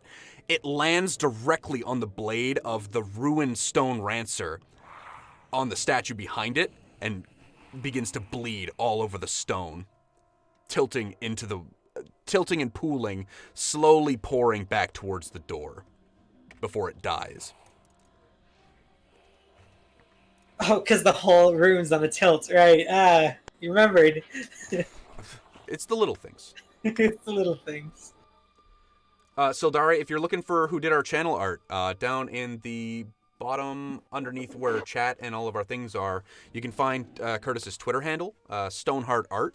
He's a super talented illustrator, animator. He's him and I did a design class together. He's super down to earth dude. He's got very fair prices, so give him a shout if you're looking for any kind of art commissions. I'll always shout out Curtis. I don't even care. That's great. He's very much like a very good graphic designer. So keep your eyes open for him. Go follow him on Twitter. He's got merch. You can go buy his clothes. He's got really cool designs out. So back to the fight. Yethhound is down. Goes to Snongle. Alright, I'm gonna try to disable the device again. Give me a roll. Yes. I will. That's plus 12. So that's 21. 21. 21. Let me just double check here. So one thing with your Masterwork Thieves tools, we need to make sure we keep this all, we want to keep it all fair. A Masterwork Thieves tools will add a bonus. So because it is Masterwork, it adds a +2 circumstance bonus on using disabled device. So add 2 to your total until I can get you the new character sheet. Oh, 23 then. 23? Oh, I know where I got it from. It was part of one of my level ups as a rogue, I think. We got... I just remembered that. But you're gonna... I don't. You're gonna take my word for it. You got the quick disable ability, but you didn't get anything anything I think crazy. we bought it or something. Oh, I don't know. It don't matter. Okay. So, you start working away with the new tools. You dug them out of your bag. It's like, why did I not use these? It's like the outside of it looked shabby. Maybe that's why they looked worse. And then you roll them open, and the tools look immaculate. They're shiny. They have a very good luster to them. They have durability. They seem like they're going to go the mile. Like you're excited. You start tinkering around with the actual mechanism as the Rancers still go wild, the blades clashing against each other and smashing into each other, effectively blendering whatever would be in that square, but you manage to trigger something and both the gates slide open and the Rancers stop. Yay, I disabled the trap. It's disabled for sure. Goes to the top of the round. Now then. You cast that spell, it'll notice you. What is Nox's armor class, Astrid? That would be 17. He's pretty good.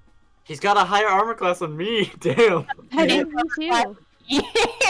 Yeah, he also has a Yeah, -1 me to his too. strength, -3 to charisma, Fair. and -2 to intelligence, dude. Like, he also What has... is charisma? Yeah. The He's trash char- pandas. Yeah, he's pretty trash, but he's a strong boy. He's a trash boy, but he gets the job done. Maybe that's why I like him. Also trash. So, Astrid, give Just me... like me. His armor class is 17. Trash. Ooh, I don't want to kill Nox. I really You're- don't. He has +11 to fly, so that's better than all of us. She's gonna boot him, and he's gonna land on the wall and save himself from damage. Just be. Like his back flaps turn into wings. Oh. You're the second best at flying in this group, Astrid. So don't cheapen that. We just fly away together. Bye, everybody. Peace. Astrid casts levitate. So she's going to attempt an unarmed strike on Nox because this is a fucking raccoon and it's not worth her killing with a sword. So she's gonna make a roll. Actually, her unarmed strike is her claw, isn't it? I forgot about that. Oh god. You her claw. Yeah, dude.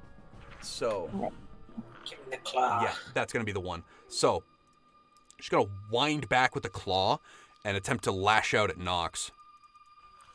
She'll miss horribly. Nox is incredibly nimble. He's small, skitters around, darting between her legs. Nothing that she can do about it. Thank God, don't you touch my trash panda. Don't you touch him?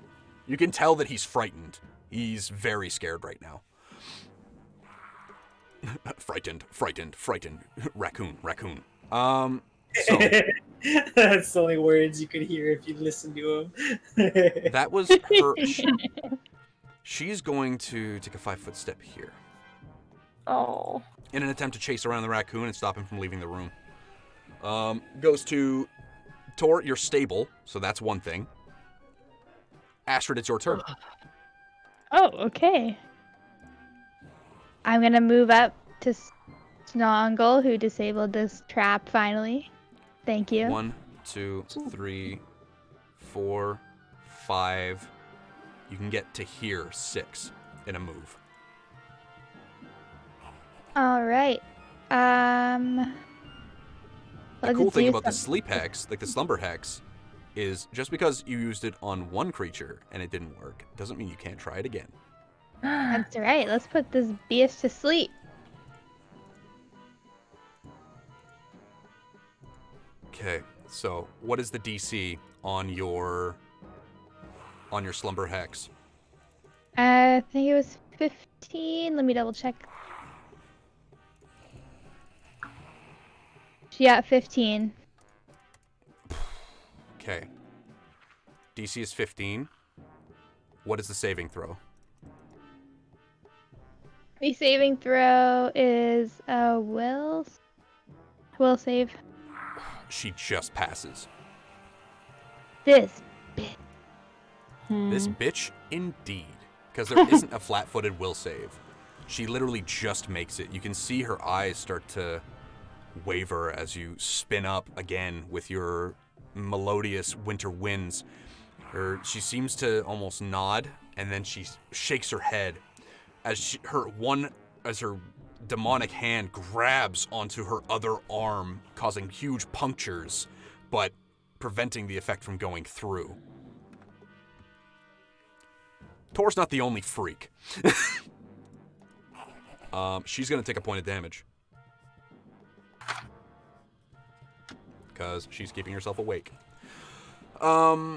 It goes to Victor. Oof. Yeah, I need to get in there. Save Nox! Save Nox! Right up in her face. Okay. And just like at the end of that, just like one solid blow. So it's like the charging up, and then you just like absolutely spear punch her. Amazing. Yeah. Give me All a right, roll to hit. Power attack that one. Yeah, you are. +7. Okay. 26. That is a solid hit. You can give me a roll for damage. D8 +8.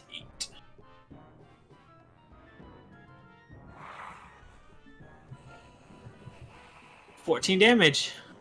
14 points. Holy shit. 14 points. I keep forgetting you guys are absolute beasts. So that goes to... I'm just gonna look up at her and I'm gonna say, nice hand. She'll wipe the blood off her chin. Spit on the ground. She looks over at you and you could tell she was pissed off initially, but as she looks at you and says, "We're not so different." Spins the bastard sword in one hand and brings it to arm. Oof. Mm-hmm.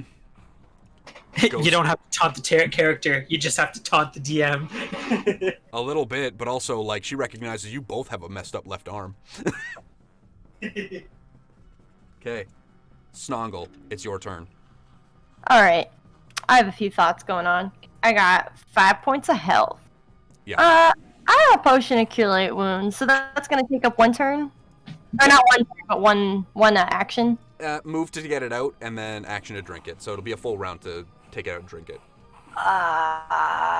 Okay. I'm gonna do that, and then my next turn I have a plan. Okay. So I'm gonna drink a little potion, so that way I don't die on accident while trying to do this plan. Excellent. Give me a roll. D8, add 1.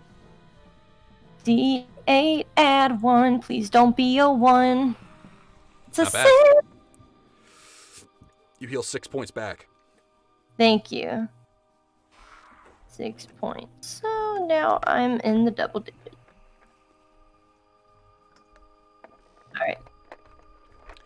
It goes to the top of the round with her. So, hey Richard, what's your armor class? Yes, it's 20. Okay, here's that good luck at the end of the game. Tor might have been taken out for a little bit, but he's not out, that's for sure. So, sweeps at you with the bastard sword. You duck underneath it.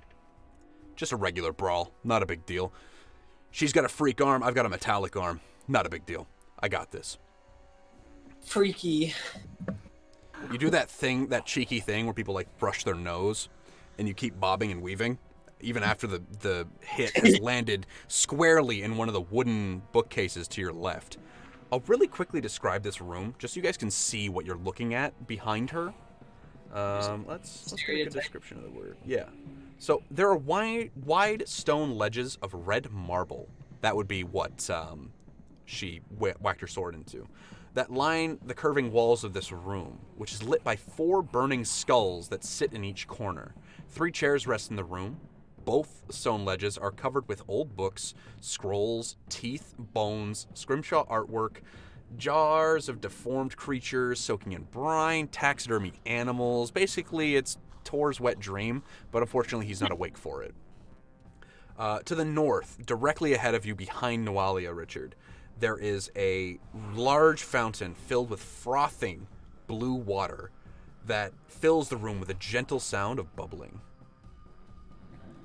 Is it the fountain, or is it just Tor trying to breathe? Who knows? Yeah, I was gonna say, Luke, he's probably already having a wet dream from all that torture. Bonk! Go to horny jail. Tor, it is your turn. You're unconscious. Goes to Astrid. Yeah. Alright, I'm gonna try to ear-piercing scream this girl. Okay. So the DC on ear-piercing scream is 2d6? the DC. Oh. 14, and it's 14. a fortitude. Oh my god, she fails. Amazing. Finally. It says nothing that... well, you succeeded with both, let's be real. So, your ear-piercing scream goes off. She's going to... I'm going to need a roll. It's going to be the 2d6 for ear-piercing scream. 8 again. She takes 8 points of damage, and she's dazed.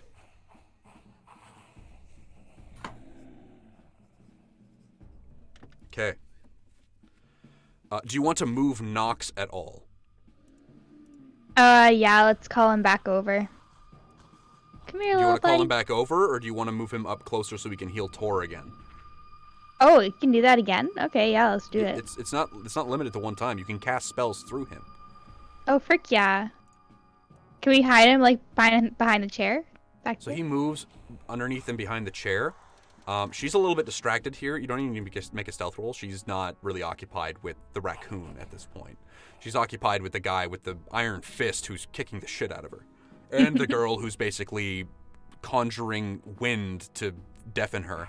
You could see with her demonic hand that you could see that there's blood that starts to pour into her hair. She grabs the side of her head with her demonic hand, trying to shut her ears to the sound. Nothing's working. She starts to scream in unison with it, but nothing seems to avail. It goes to Victor's turn. She's dazed. I'm gonna 5-foot step up and to the left. Okay. You're able to do that mainly because she's got mainly because she's dazed. The chair and the thing don't make it easy, so you're kind of limited in where you're at right now. But I'm assuming you're able to just like move the chair out of the way with like a knee or something. Oh, and it goes I said up and to the left. Sorry. up and to the left. Okay. Yeah. So that's So the other still side. yeah, that's still fine. Okay. I was like, okay. Yeah, no, I'm drunk, boys. Okay. So you move up and to the left. You 5-foot stepped, still bobbing and weaving. Oof. You ever I'm just gonna. I need to test a bit before I start throwing punches just randomly. So I'm just gonna Give her one solid hit. I will power attack. Okay. So it will be push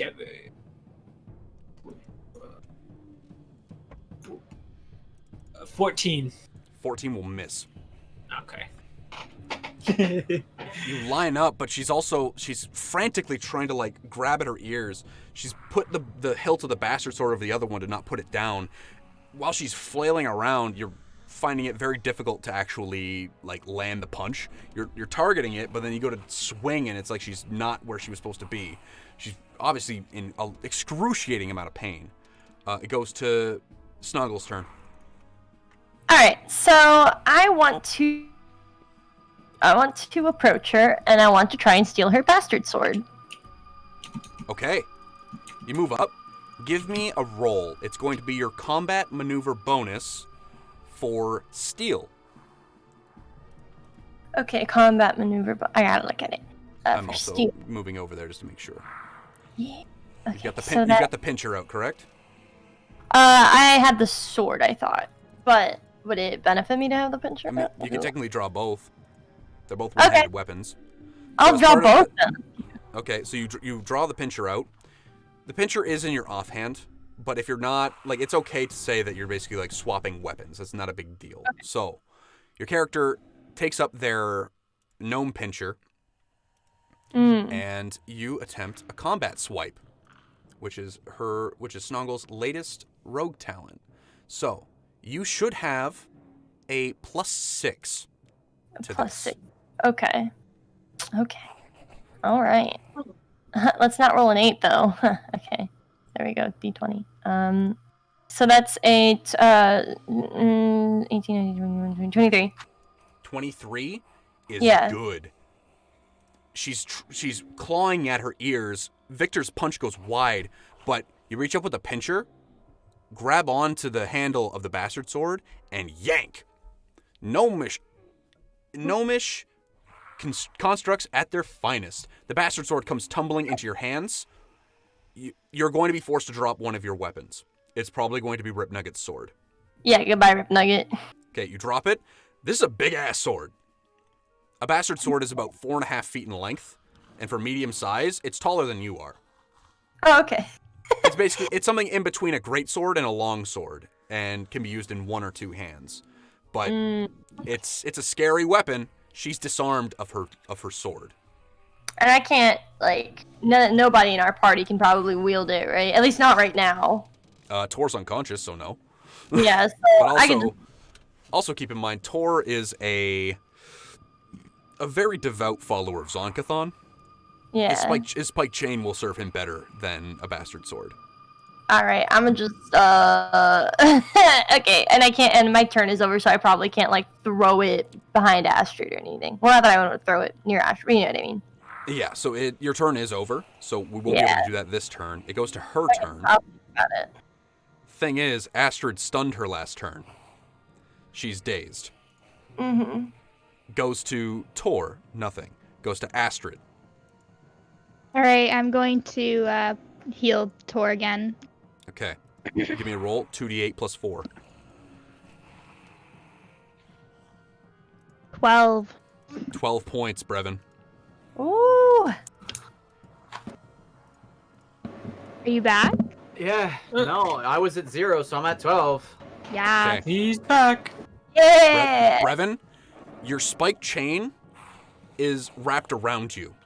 You are covered in lacerations that you can still feel the icy wind of Astrid's healing, sealing up all the different cuts. The frost is still, like, all over your body from where Nawali has been mutilating you. God, like, if she wasn't such an absolute psychopath trying to destroy the whole world, she'd be, like, great as a partner in crime. Holy crap. Oh God, yes. Oh, God. Tor's smile is like when his eyes open up, it's like the smash cut open and he's turning his head slowly towards her. Okay, Brevin, here's the bad part. I'm gonna need That's an my escape. turn. I need an escape artist check. -1. 2. You try and break free. She tied your chain somehow, and you're not sure. Okay. Can Tor just take the other chain off? You're attached to a chair. Like you're tied down.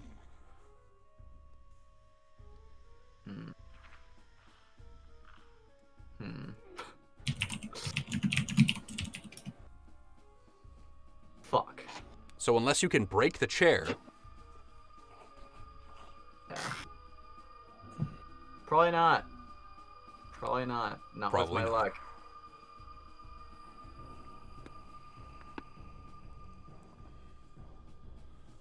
okay, Brevin, that was your. For that, I'd probably say that's a standard. So next turn, you're conscious. So let's up that opacity, my dude. Oh, he's awake. He's back. Ah. Snongle, Victor, you see very clearly Tor's eyes open, and his smile is just as scary as the day you guys met him, if not more. That'll go to Victor. All right, 5-foot step up and to the right. Okay. Flanking. You move into a flanking position with Snongle. Still ducking and weaving, outlook styles in full effect. You have the flanking bonus. Give me a roll to hit. My dude. Ooh, I'm gonna flurry that. Oh, I'm about to flurry it. Flurry, power attack. Okay.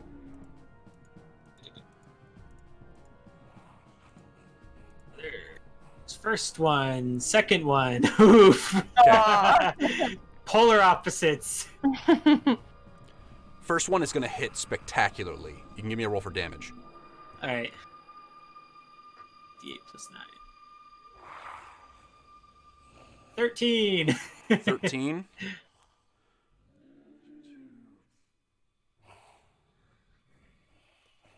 Oh, did he do it? Hang on.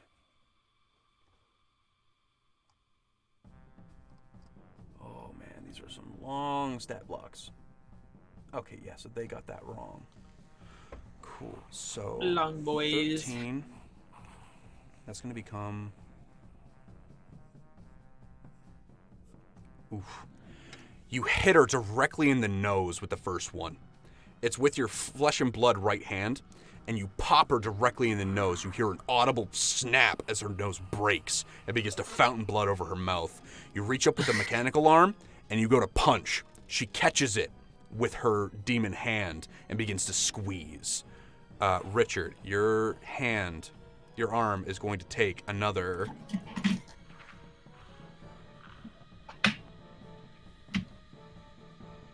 It's going to take another 4 points of damage as she begins to put pressure on the hand, trying to crush it with her bare hand. She looks at you and says, "Metal versus fervor. Mine is greater." And then shoves her hand away. Well, we have matching noses now too, so. Fair. Okay, that was Victor's turn. Snongle, you're up. Alright, this is what Snongle's gonna do. She's gonna, well, if she can. Is there any way I can get up to Tor? Not with a particular attack of opportunity. And she's probably really strong. I might not want to try that. But Yeah, you saw what she did to Tor. She dismantled him in 2 attacks. I wanted to use my escape artist thing to maybe help get him out of that. You can Nox will definitely be able to help him on Astrid's turn. Oh, cute. Okay, well then I'll stay here and I'll flank. Okay. You gonna attack? Yeah, I'll attack. Use the And statistics for the gnome pincher, my dude. Yes. No, pincher plus 7. So that's 14. At the flank. Oh, that's a plus 2. Flank adds 16. 2. 16. It's still not enough, Ah, but you have her attention for sure. she's not a goblinoid, is she? No, she's very much a native outsider. All right, that's It'll go to the top of the round with her. Hi, Victor. What's your armor class? Arm. 20. Arm. My Arm. AC is arm. Okay, I have to say, there's a pattern whenever Tor is the first person taken out. There's been a pattern of the boss then cannot go for, like, hit other people. Just can't land another hit. Zonkathon is... You only wants him to get hurt. That's all he wants. Easy. Nawali Maybe it's swings like at you with her Tor's claw. being punished. True. Victor, she sweeps at you with a claw again. The bastard sword out of reach. Oh, I should have attacked Snongle with that. Because you did take the bastard sword, but he broke the nose. I'll stay with my choice. I think that, like, with the, like, Lamastru's favor is all I need. She'll slash at you and miss horribly. It goes to Tor. You can attempt to delay and wait and see if Astrid can help you out with Nox. Question, would I be able to cast something from this chair? Yes. Tor is gonna look at Nualia and say, actually, you can add fervor alongside metal as well, and I'm gonna cast Bone Shaker from within the chair. Okay. Brevin. I need a DC 15 Fortitude save from her. Yes. I'm just double checking for a second. Oh, is he tied up? So he's not... That's the thing. She didn't really see anything of what he could do. She just kind of kicked the crap out of him. But Brevin, there is one important detail that you missed about me capturing you like that. Where's your holy symbol? Okay, Tor's going to, like, look for a second. Nox, my symbol. That's it. He'll Okay. like, go get ready to do it and then be like, oh, shit. Talking is a free action. So he'll tell Nox to give him his symbol. So if Nox can find the symbol, he could get it to you. If you do get your symbol back, you have delayed your turn. If you get your symbol back, you will then cast Bone Shaker. If I get my symbol back, I will cast Bone Shaker. Oh, divine spellcasters. Don't you just love them? So much more, like, freedom to do whatever the hell they want, but then you take something like their holy symbol away, and suddenly they're the worst fighter ever. Hey, he's still a good fighter. I dealt 16 points of damage to her in one turn. Oh, no. I don't mean, like, combatant. I mean, like, fighter. Like, the class. Yes. Because those guys dismantle people. It's terrifying. Okay. Nualia missed. Tor's still caught up. It goes to Astrid. What do you want to do? Well, he wants Nox to get his symbol, right? Yep. All right, I'm gonna send Nox to get that wherever it is. So, speaking of wherever it is, give me a roll. Perception for Nox. Not 25. 25 is more than enough. Nox is Tor's favorite person in the world right now. He's Hell a raccoon. Sorry, Snongle, but Nox is now Tor's favorite. Snongle no longer best friend. Nox's new best friend. Hey, Nox no. is my best friend, too. Oh no, I messed up the meme, guys. It's friendship with Snongle terminated. Nox's new best friend. So Nox... It's just in Tor's diary. Nox scans the shelves around the outside, makes a duck and dive over here, grabs the symbol, and comes back, handing it off to Tor in the chair. Does Astrid still have a turn, or is that it? Oh, you still have a turn, absolutely. Cool. I'm gonna pull out my bow and arrow that I got. Crossbow. My crossbow. Yeah, sorry. Okay, so you whip out the crossbow, and you take aim. It is going to be a -4 to hit, because you're shooting into melee combat. Keep that in mind. Okay. Well, that's all that I really have right for combat. Yep. So, whatever you roll on the dice, -1. D8? No, D20. Oh, okay. D20, whatever you roll, -1. 16. 16 is not enough. You fire the crossbow bolt in, it ricochets off of one of the marble curved edifice things and basically rebounds somewhere crazy. You don't keep track of it after it missed. Unless you want to move at all, Astrid, that is your turn. I'm good. Victor. I have my holy symbol back. You do have your holy symbol back. Tor will take his delayed turn. So I need a DC 15 Fortitude save from Nualia Okay, for she's half going, damage. And it's Fortitude? Fortitude. Oh no. Easily.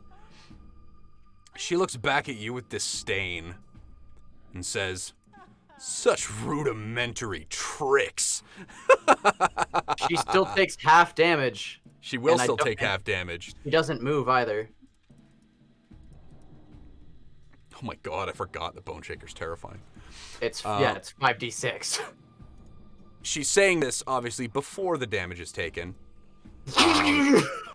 Because she can see that you're channeling the energy. Like, she can feel it.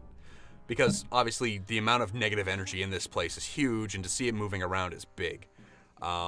So, she takes half damage from that. Yeah. So, that would be, it's 3d6 points of damage, plus 1 per, so that was the total, was 11, and then she takes half of that, so rounded down, takes 5 points. Yeah. Oh, Brevin, you were so close. Is it 6? Is it 6? It's 5, round down, always. No, I mean, her. I feel like it was 6. I feel like I missed it by 1. Pretty much, yeah. Damn. All right, Victor. Kill her. It wasn't quite by 1, it wasn't that bad, but it'll go to Victor's turn.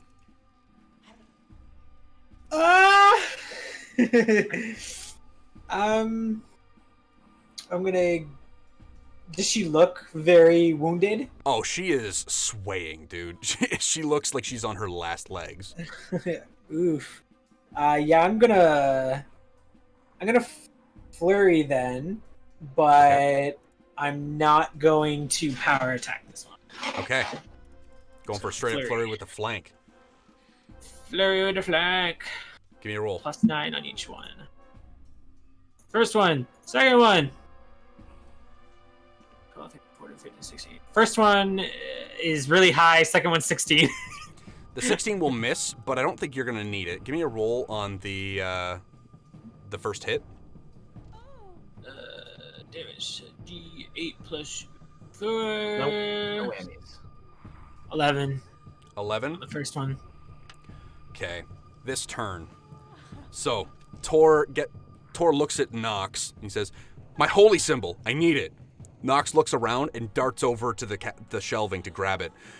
Picks it up, nibbles on it a little bit, dives back over the well, and basically Lots of human yeets skull. it at Tor. Tor takes it in his hand, and Nawalia looks back at him and says, "Such petty tricks. Your power's worthless here." Tor says something to the effect of, "Feel pain, bitch." And then casts his spell. Bone Shaker goes off, and her entire skeleton attempts to move itself against her will, causing a lot of internal damage. You can literally see a gout of blood come out of her mouth. And a lot of her already, open lacerations basically gout as the bones jostle and shake. Victor, you take the moment to capitalize on it. You wind your one fist back, and you hit her square in the face again. A second break in the nose, and she falls flat on her back. Rattle me bones. Rattle me bones. And we return back to the dungeon level 2. Sound pack. Guys, you just killed Nawalia. Woo! She's laying there. Snongle, in her unconscious state, her neutral face is, aside from the double broken nose, is gorgeous. And I obviously, know. the ruby red on her lips wouldn't be much better as lipstick as opposed to her own blood. Oh no, she's hot. I wouldn't be saying that about a corpse, but Tor, yeah, she you was. Say that about a corpse. Corpse, is she still breathing? You check her vitals. She's she's fading, but she took some damage. What was your total on that one, Richard, for the 11. 11 points? Can someone untie me, please? Oh yeah. I'll go untie him. Okay, Snongle moves over. Makes quick work of the chain. Tor, you get up, and you immediately coil your chain back up into your hand. I walk up to Nualia's body and as he did with the goblins, he puts the blade on her throat, and he looks to all the others, and without hesitation, without asking them, he just stomps the blade through her throat. She was hot. Okay, that's okay. Just because someone's pretty doesn't mean they deserve to live. Doesn't mean they. Yeah, you know what? You make a good point. That's okay. I'll valid. take. Okay, the head comes free. The blood caking her hair down to her face, the blood over her nose from where Victor mercilessly pummeled her in the face. Tor picks up the head and he puts it. Do I have an extra bag? Let's see. No. No, I don't. All right, he ties it to his belt. Okay, the Walia's head is hanging off the belt. Her face looks almost serene in its unconsciousness. Being stunned to death, basically, will do that to you. Does anybody want to check her body? I do. Snongle. Yeah, she does. You start digging through. Oh, yeah, I do. Yeah. Is it a perception roll? No, you're just gonna go and dig through her stuff. You find cute. very her breastplate is immaculate. It looks like, even though it's put up with Victor's assault, it's still gorgeous. You also have the bastard sword that's still kind of in one of your hands. Like, you just have it. There is also a very well-made longbow. I don't like that they don't add what the +1 is, but I'll make an assumption that it's a +3 composite.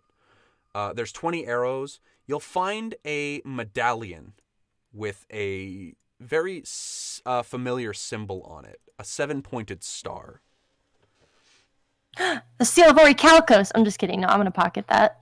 And also a golden holy symbol dedicated to, you can only assume at this point, Lamashtu.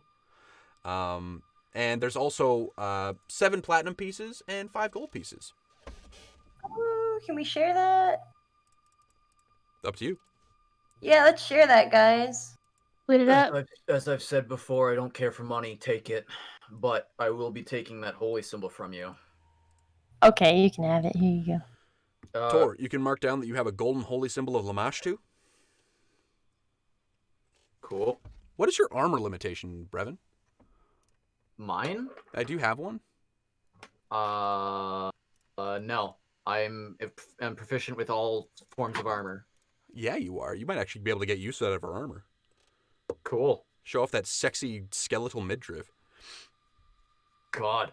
Tor would look at the bastard sword. If no one else is gonna take that, I'll take it. I'm not gonna be using it. At least not for killing people.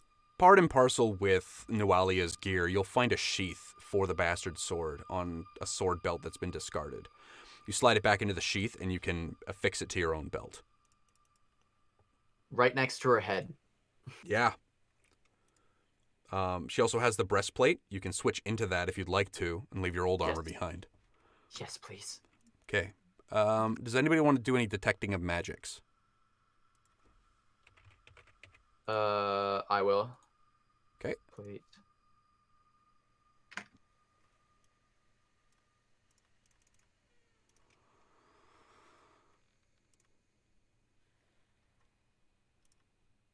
Oh, so yeah, you've detected magic. It's like the sword and the breastplate are steeped in magic. Okay. Astrid, do you know what these do? He says as he's putting on the armor. Can I do a sense magic or something on that? So what you'll do is, I believe, it's one of your spells, I think. Read magic? I think so, but we'll double check that. Magic inscriptions on objects, books, weapons would otherwise be unintelligible. Deciphering them does not normally invoke the magic contained in the writing. A spell is cast. You can read the magical inscription thereafter. So, allows you to identify a glyph of warding. Any other symbols? This is not symbols. What we want is... It's going to be a spellcraft check, Astrid.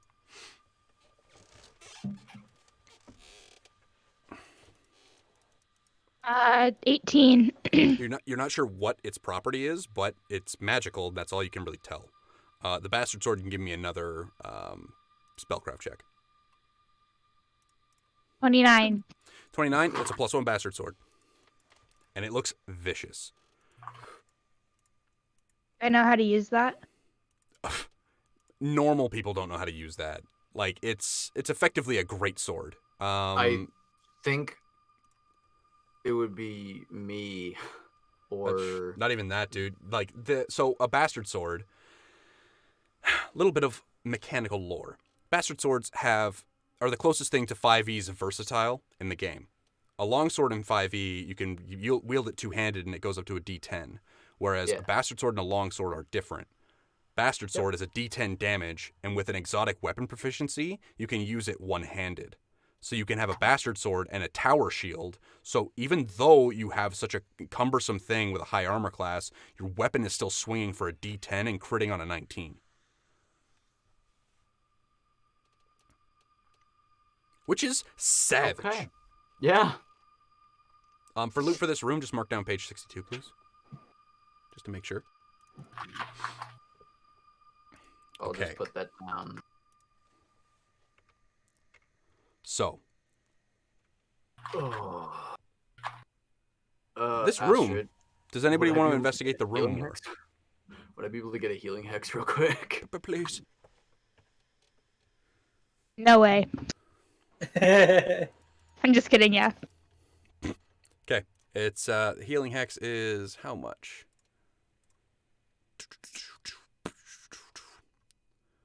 One D8 D8 plus- plus yeah. 4. Standard cure light wounds. You'll get to a level eventually where it actually get cure moderate. So, 10 points back there, Tor. I'm at 22. 22. Out of what? Thank you. 22 out of like, I think he's got 31. 31 is my max, yeah. Okay, Brevin. You put the armor on. You feel much more secure. Temporary modifier until I get you a new character sheet. You have an armor class of 19.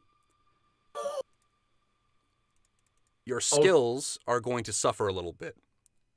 You're going to take All of them. all the ones that are affected by an armor check penalty, yeah. Okay. So basically anything that is already affected by armor check penalty, lowered by another 1. Okay. So my swim check's a 0 and everything else is a -2. That should be the case. Cool. That's perfect. Any spell with a somatic component, because that requires hand gestures and movements. That's only specifically arcane spell failure. That's the breastplate slows as opposed to like hampering movements. That I think it's stone plate that makes it so it's literally got a rule for it. But Brevin, your speed is also reduced to 20 feet. You can only move 4 squares. Okay. So that's what's different. But you have a 19 armor class. Yeah. Your flat-footed is 18. Your touch is 12.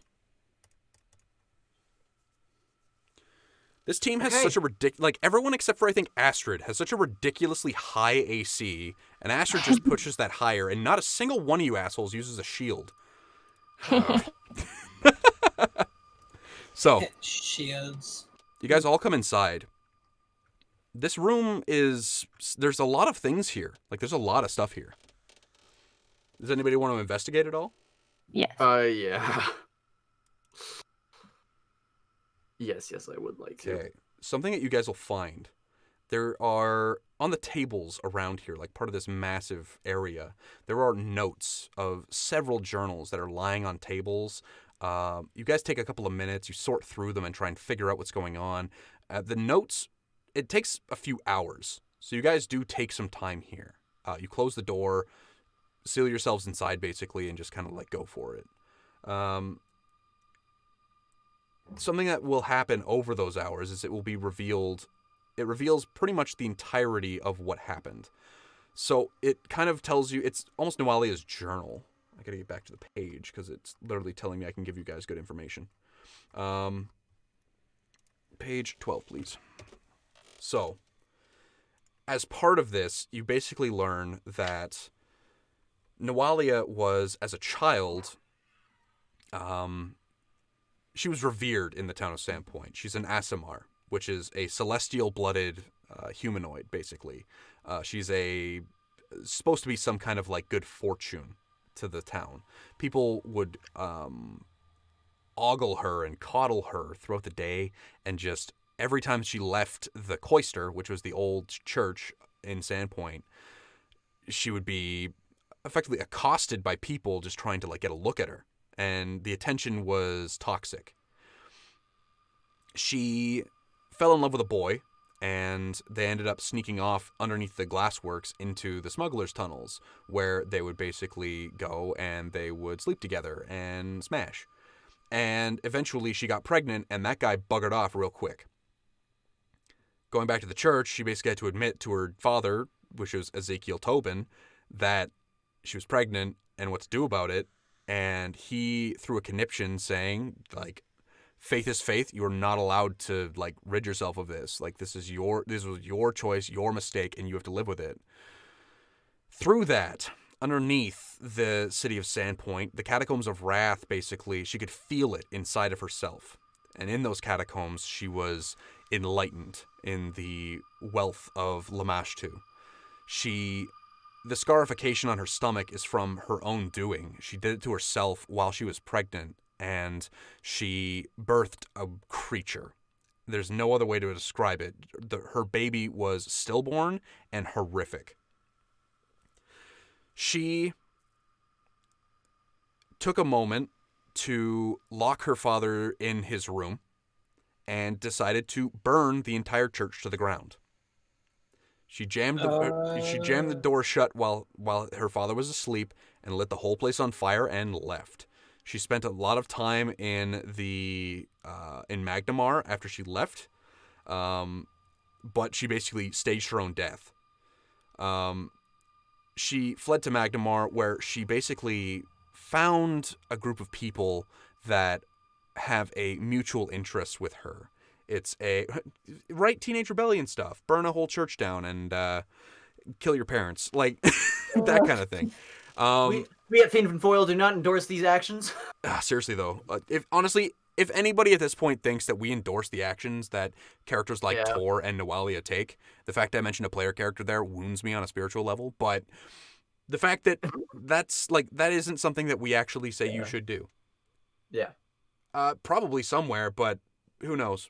Honestly, the tattoo, I think ritualistically getting your arm transformed into a hand of a fiend is probably a little bit worse than a tattoo. I think that's her rebellious tattoo.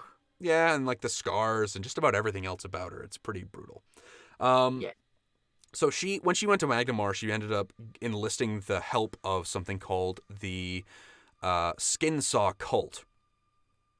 They're a group of, she describes them kind of contemptuously as a group of Norgorber worshipping idiots. Anyone with knowledge of religion can give me a roll on Norgorber.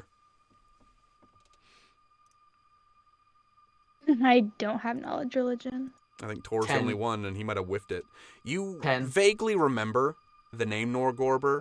It's tossed around in your circles a lot. Norgorber is, from what you know, the people that worship him, and this is pretty much all you'll know, is the people that do follow him are cannibalistic and manic. Like, they're crazy. But they imbibe on the flesh of whoever they worship, of whoever, like, their actual race is. They're cannibals, effectively. That's all you really know. Cool. Norgorber himself, you don't know anything about. He's just kind of, you know he is a god and exists, and you know about his following. She spent some time there, but her hatred for Sandpoint just kind of builded over the course of several years. Her taste for revenge that she needed was steeped inside of her. Eventually, she went through and she ended up finding a... Sorry, 1 second.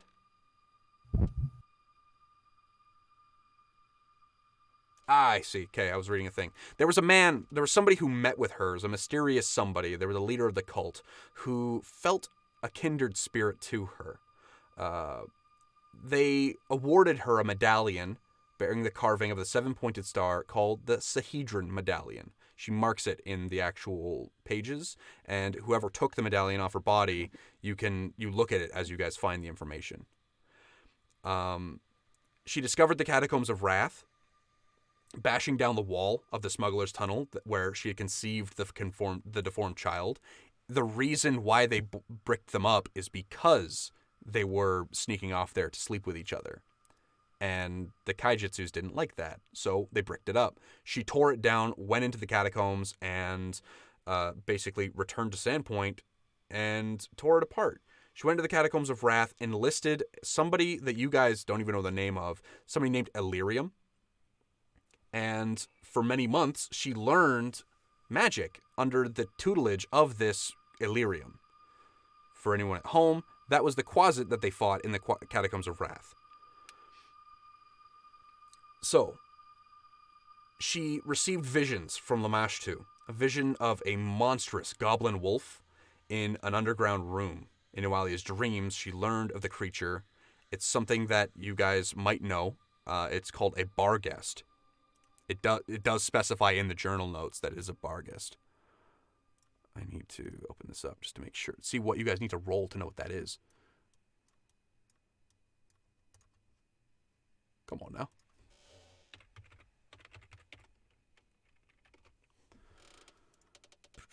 I believe it's Knowledge Planes. Yeah, it's Knowledge Planes.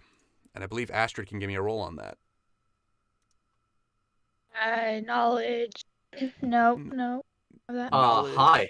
Oh, Tor You was the want one to that took Knowledge know? of Planes. You want to know about the planes? Extra planar nonsense? Absolutely messed me up. 19. 19? Oh my god. 19. I forgot you only had the +1. I was like, man, that's probably pretty good. No, it's not that great. No, it's not. Barghests are terrifying. They are snarling canine beasts that pad on all... They're all on all fours, so they're basically like a really big dog, but they almost have a face like a bat.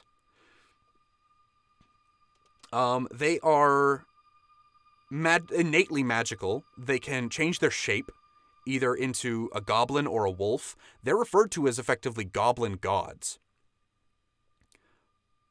You're guessing that Malfeshnikor is a Barghest, and that's why the goblins were, like, bowing down to him. They're also terrifying to fight. Did we get to her in time? To who in time? Nualia. Maybe. Or were we gonna summon? She was gonna try and summon him. I thought. I mean, did I ever say she was going to summon him? Here's in the book, wasn't it? In the note. Here's the thing though. If she had summoned them, they would have just attacked. He makes a valid point. Because that's all her plan was. That's all her plan was to summon him and then attack. Just raise Sandpoint to the ground was very, very particular in what she was said. Filled with a lot of hate. I mean, she effectively used pseudo. That's also mentioned in her notes. That she basically spun him around her little finger, just to basically use him to get an in at Sandpoint. So she manipulated him to betray his own family. He's the worst kind of simp. Like, that's the thing. It's one thing to simp on somebody. This is like tier 4 simping right here. Like, this is like not even possible to do. Like, this is stalker levels, except she's into it. It's not ideal, but overall, they both kind of got what was coming to them. Pseudo's gonna get worse. Probably. So Lamashtu basically mentioned about this Malfeshnikor and said that if she can find him and free him, he would not only help her achieve her vengeance against the town of Sandpoint, but he would be the key to cleansing her body of what she had come to see as her celestial taint. Nualia wants nothing more than to be one of Lamashtu's children, and she wanted to become a monster herself. takes you guys a couple of hours of sifting through all these papers and things, but you kind of get the long and the short of it. That's kind of what happened. She'd gone mad. It's a poor girl who got abused by a town of people, abused by her own father, abused by a boy who left her alone with a child, and then a god reached out and gave her hope. Does the writings mention the guy's name at all? What guy? The guy who impregnated her and left her. Let's see.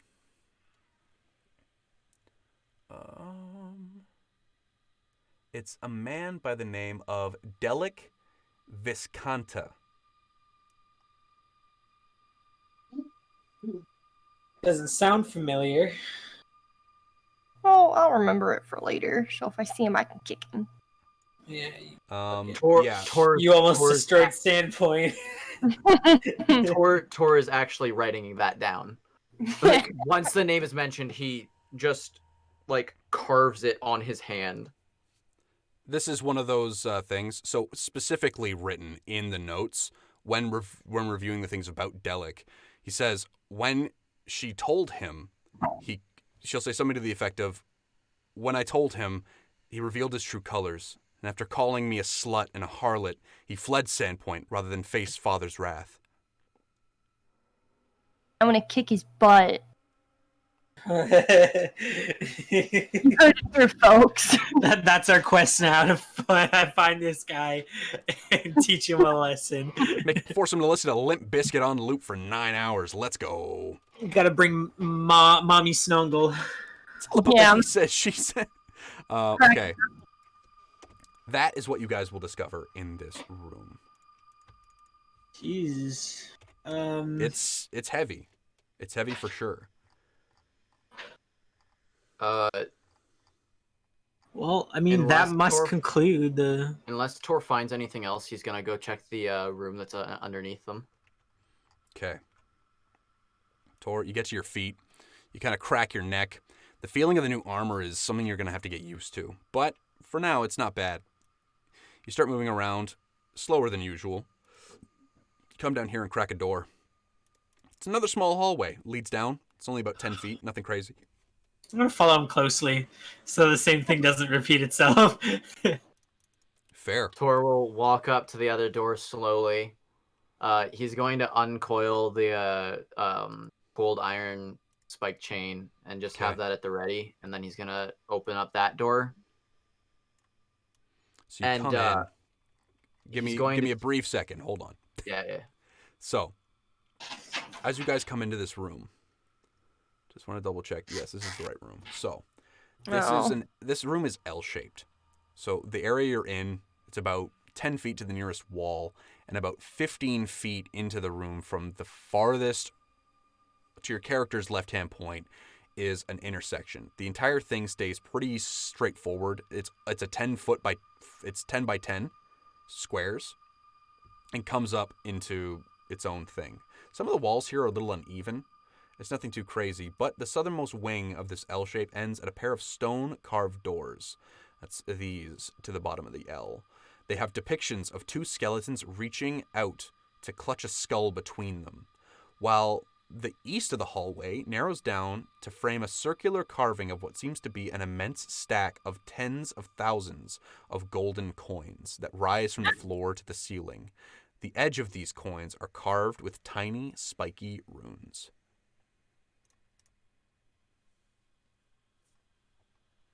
Damn, that's an intricate-ass door. To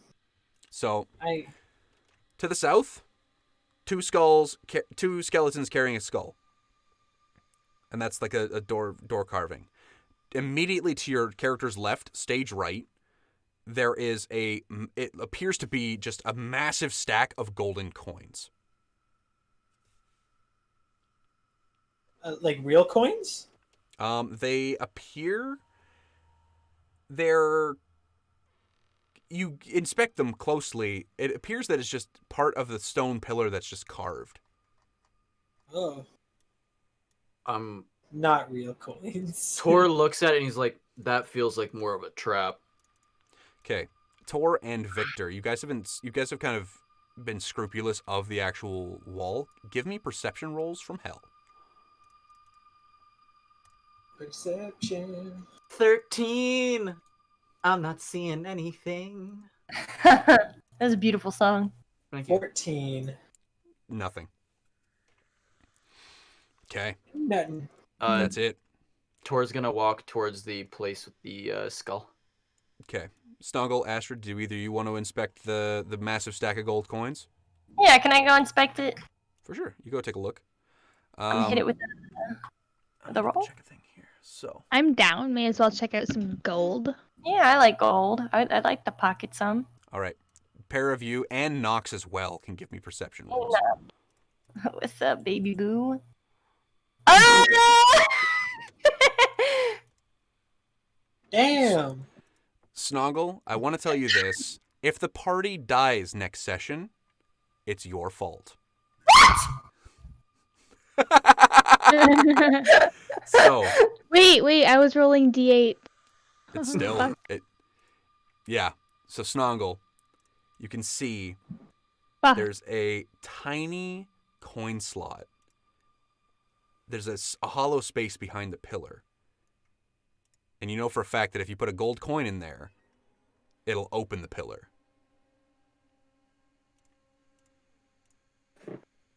Was she in the room when Tor said that feels like a trap and pointed it at it? She would have been in the room, yes. But you're not the expert, Snongle is. No, I know. You know, Snongle. I need to stay in character, but I'm scared. Okay. Well, what if there's big loot on the other side, Snongle? Snongle's dumbass would put a fucking goal. You know what her intelligence is? Not very smart. That is very fair. Snongle, you reach into your coin purse and you take out a coin. You flip it up in the air and you catch it. Okay. You slide it slowly in and push it in like almost a vending machine. The pillar here begins to grind noisily on the floor. Tor's head. Pardon me. It grinds down inwards to the floor, so it starts to move down. Tor's head like slowly is turning towards the pillar. What did you do? The What coins. just happened? Gold coin and pillar. Go. The coins She solved the puzzle. The coins themselves, including your coin, Snongle, will disappear. They vanish. What? Revealing another hall behind it. Oh. Oh, damn. Oh, guys. a pillar of gold for the greed. The penny's dropping. I'm liking that. There's a lot of things going on. Karzog is a man of greed, supposedly. Man's it's makes greed sense. though.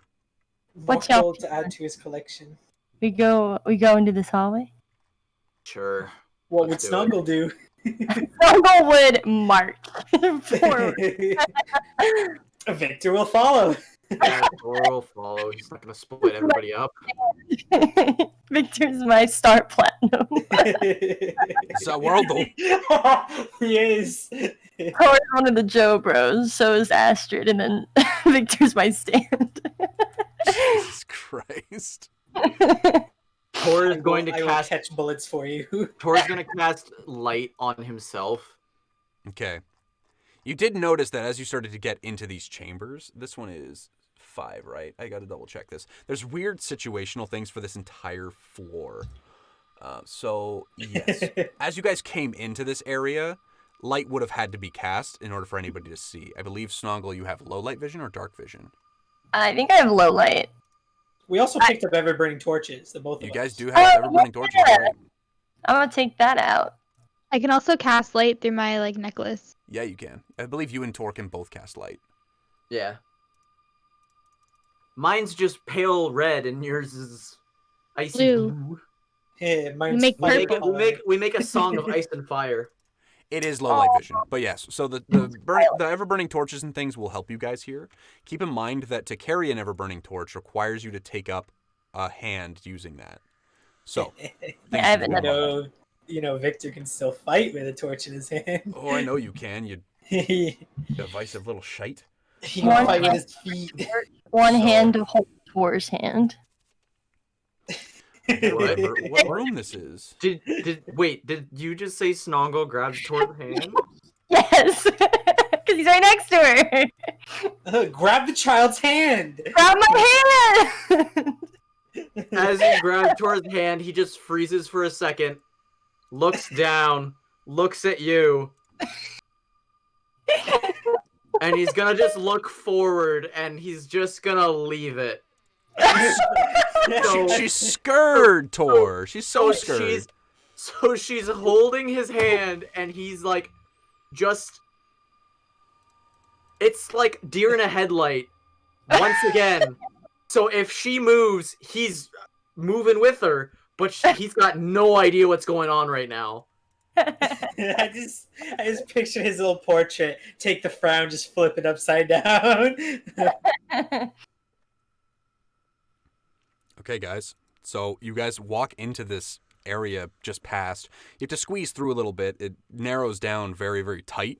But as you guys move through, Snongle's nose for adventure really did come through in this one.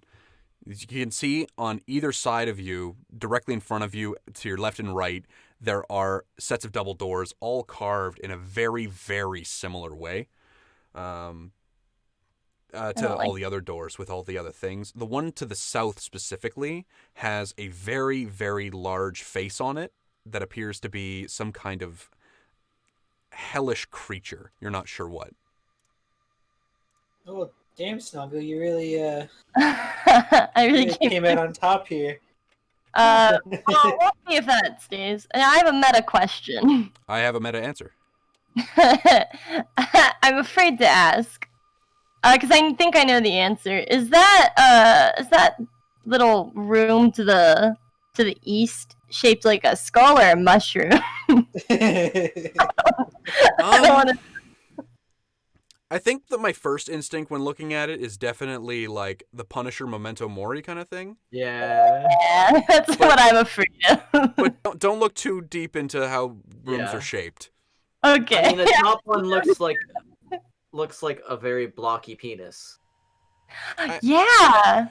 Oh, and then the one on the east, when you So kind of think about it, looks like the base of. Okay. oh, Put them together. Tor and question. Tor and Snoggle in horny jail. Bonk. Okay, question. The demonic face that is carved into the thing, does it look roughly like the carving of oh my god. Malfeshnikor. I got it right the second time. Goblins, like their illustration skills aren't great. This is obviously made by master craftsmen. You can make the assessment between the two of like maybe, but you can't be sure. Like it could be, but it also could not be. You don't know. What is it? So, No, we won't know until we open it. big ass looking hell beast. Well, I mean, Victor's gonna be a little cocky here, because he's a cocky individual, and he didn't take any damage this entire floor, so he's gonna open up the bottom door. Okay. You make your way up to the door, and you open it. Okay, let me pull this up here real quick. What is that? It's a pill. It's a rune well. It's a pee hole. Oh, Alrighty. God. I lied. Anywhere in here. I lied It's the very bathroom. thoroughly. I lied very thoroughly about the description of this door. The doors to this room are made of stone, but bear no handles. An indented outline of a 7-pointed star, its shape covered with a hollow slits, graces the spot where handles should be. I should say that you can't open this door. My bad. Ooh, did you say 7-pointed star? Yeah, we just put the Sahedron up against it. Uh-huh. Yeah, the Sahedron. Somebody give me the Sahedron. Where'd it go? Tor is standing still and then looks around. So, Here's the problem. Here's the Oh, wait, I had it. Here's the problem, boys and girls. You look down at the amulet. It's also embossed. So you could put it on it, but it'll slide. So we can't get in there. Not without further exploration, I don't think. All right. It's embossed, you said. What does embossed mean? To be There's engraving. So like both of them basically require something to fit into them, as opposed to like one being you have two female parts as opposed to having a female and a male, Richard. So we don't have all the pieces. You're missing the male. You're missing the male half. And for people that are like, Luke, what are you talking about? That's super like asexual. I'm talking computer parts, because that's literally the way that we can associate things, because we're all geeks. Yeah. So you come up to the doors and you go to push on them. Nothing. Damn it. Next door. Punishment for skipping some floors. You didn't skip floors. You skipped like a couple of rooms, dude. Oh, Come okay. on. I thought I skipped the Come floor on for to some. this. So What's that door? Does that one look dangerous and menacing? you come up and you open these doors up, no problem. This room contains 3 low tables. Their tops are covered with strange and chilling selection of tools, saws, long-bladed knives, and objects whose purpose is not readily apparent. Hey, Tor, this is your room. Fact: a strange collection of bones lies near the southern table. Too many to be one skeleton, but few too many to be 2. Sorry. There is one whole skeleton, but there is too many to be more like less than 1, but there's too few to be 2 whole people. So there's like 1.5 people in skeletons here, for whatever reason. Was one a gnome? Gross, but maybe. I guess we should go in there and just kind of like look around too. I want to make sure there's no like goblins hidden. We are cleaning up this fort. So I feel like if we leave Standpoint, who the fuck's gonna protect it? So guys, first of all, you guys can add a set of, I believe, so they're surgical tools to somebody's character sheet. Through collecting some of the things, there are some really, really well-made scalpels and other things like that, so you can put together a pretty good surgical kit using the stuff in here. Sitting on the easternmost table, so the one farthest into the room, directly ahead of you guys, there is an object. Upon closer examination, it isn't a tool at all, but a silver and gold 7-pointed star. One surface is studded with nodules and blades. The other features a thin, curved handle. Is that what we need for the door? You tell me. Does anything look like it would fit into the slot in the medallion? Like, obviously.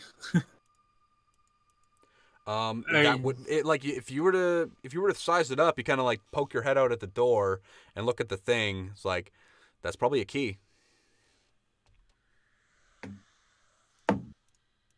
All right, pick it up. Yeah, so you have this strange-looking handle in your hand with a 7-pointed star on the other side. 7-pointed star on the other side. Oh yeah, it's a fucking The doors didn't have handles, so we got okay. Victor's like visibly confused. Like, you know that meme with the girl who's like doing math in her head, and she's like, yeah. What? I think we've had Victor right now. We've had two instances of that within this last little bit. One for Victor, one for Tor. Tor's is much less worth it. Victor is a stand. He don't know much. Victor knows break finger and fetch fancy Break drink. wall. He also knows, break walls. Victor, use break wall. Victor. I choose you! Right now, if No one else takes the medallion or the handle from him, he's going to brute force that door. Okay, well, Victor, you walk up to it. You slide the key into the door and twist. The doors swing open. Oh. Early reveal from before. Easier than I thought. You saw it for the first time. Look at that. Yay. So. Whoa. Bathroom. It's the bathroom. This room. Cool. So it doesn't really give me a great idea of what this is. So this room is lit primarily by this 10-foot-long pit of flickering flames that fills this room with a strange and humid heat. It smells like burning hair. In the northern corners of the room, there are wooden risers. Each holds several dozen golden candles that burn without melting, while the south bears a wall of an immense carving of a 7-pointed star. The fire pit is only a few inches deep. Stepping into it and out of it won't impact your movement or anything, but you'll still take some damage if you do. So that's just a big hole of fire, or is that just fire on the ground? Just fire pretty much on the ground. It's not even a fall to go into it. It's less than a foot. But if you go into it, there is fire to contend with. I would say let's put a drop of blood in there and see if something comes out of it, because it could be a rune well, but also I don't want to fight more stuff unless I absolutely have to, which is a shock for me to say. The golden candles lighting the shelves. You say they don't melt, so they don't melt. Are they like an ever burning candle? Like, is it anything that I recognize from like adventuring? Like, I think I have. Do I have knowledge dungeoneering? You do, but it would be more arcana to know about that. But you've definitely like you have an ever burning torch on your character. Like you know that there are spells that can do this. Yeah. Just not what spells or how to cast them. That's creepy, considering how old this place probably is. Like, is it relatively dusty in here? Like, it feels like it's been untouched for a long time. So the room itself surprisingly doesn't seem very dusty. It's almost like this place is pristine. The air is humid. Someone else probably came in here using the whole coin method at some point. I mean, maybe.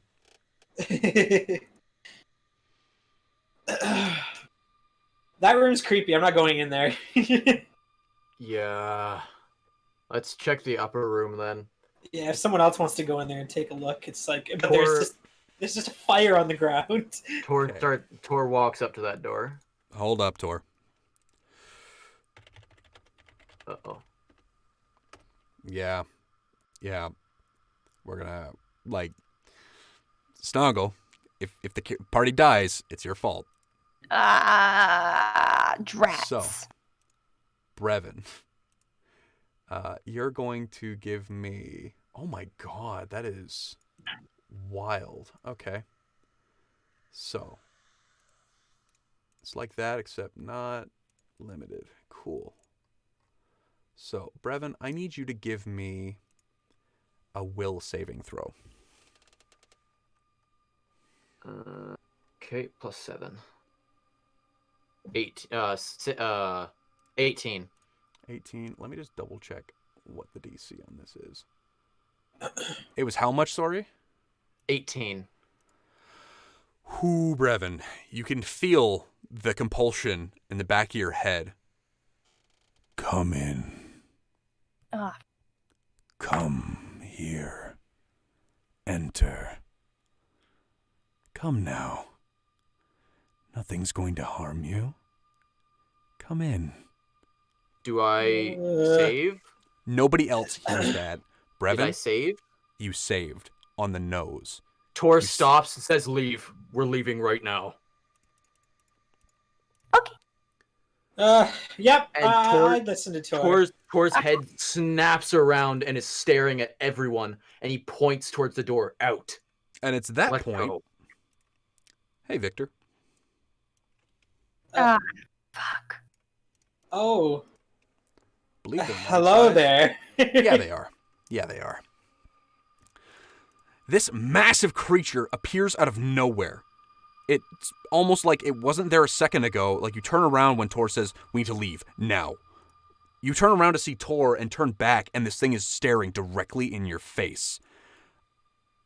Like, it's one thing to have somebody explain to you what a Barghast is, and it's another thing to have one directly in your face. Richard, what's your flat-footed armor class? Well, I mean, let's see. 17, actually. Pretty good. I pee a little. A little bit, yeah. It's how much, Richard? 17. 17? You're hit. Ah, fuck. Richard, you're going to be taking... It's not even doing anything spicy like that. It's just fucking scary. Christ. 10 points of damage with the bite. And your armor class, you said, was 17? 17. That was technically a separate thing. So he's not going to get the 2 claw attacks and absolutely ruin your life. But 17, flat-footed. we're going to start next game, next Monday, with this fight. Because it is 5 minutes to 9. And I think that is a... Yeah, get over here. Really, though. This thing makes Scorpion look kind of pathetic. You guys have a very difficult fight ahead of you with this thing. If you guys manage to pull it off, it's going to be epic. But my God, is this going to be a difficult fight.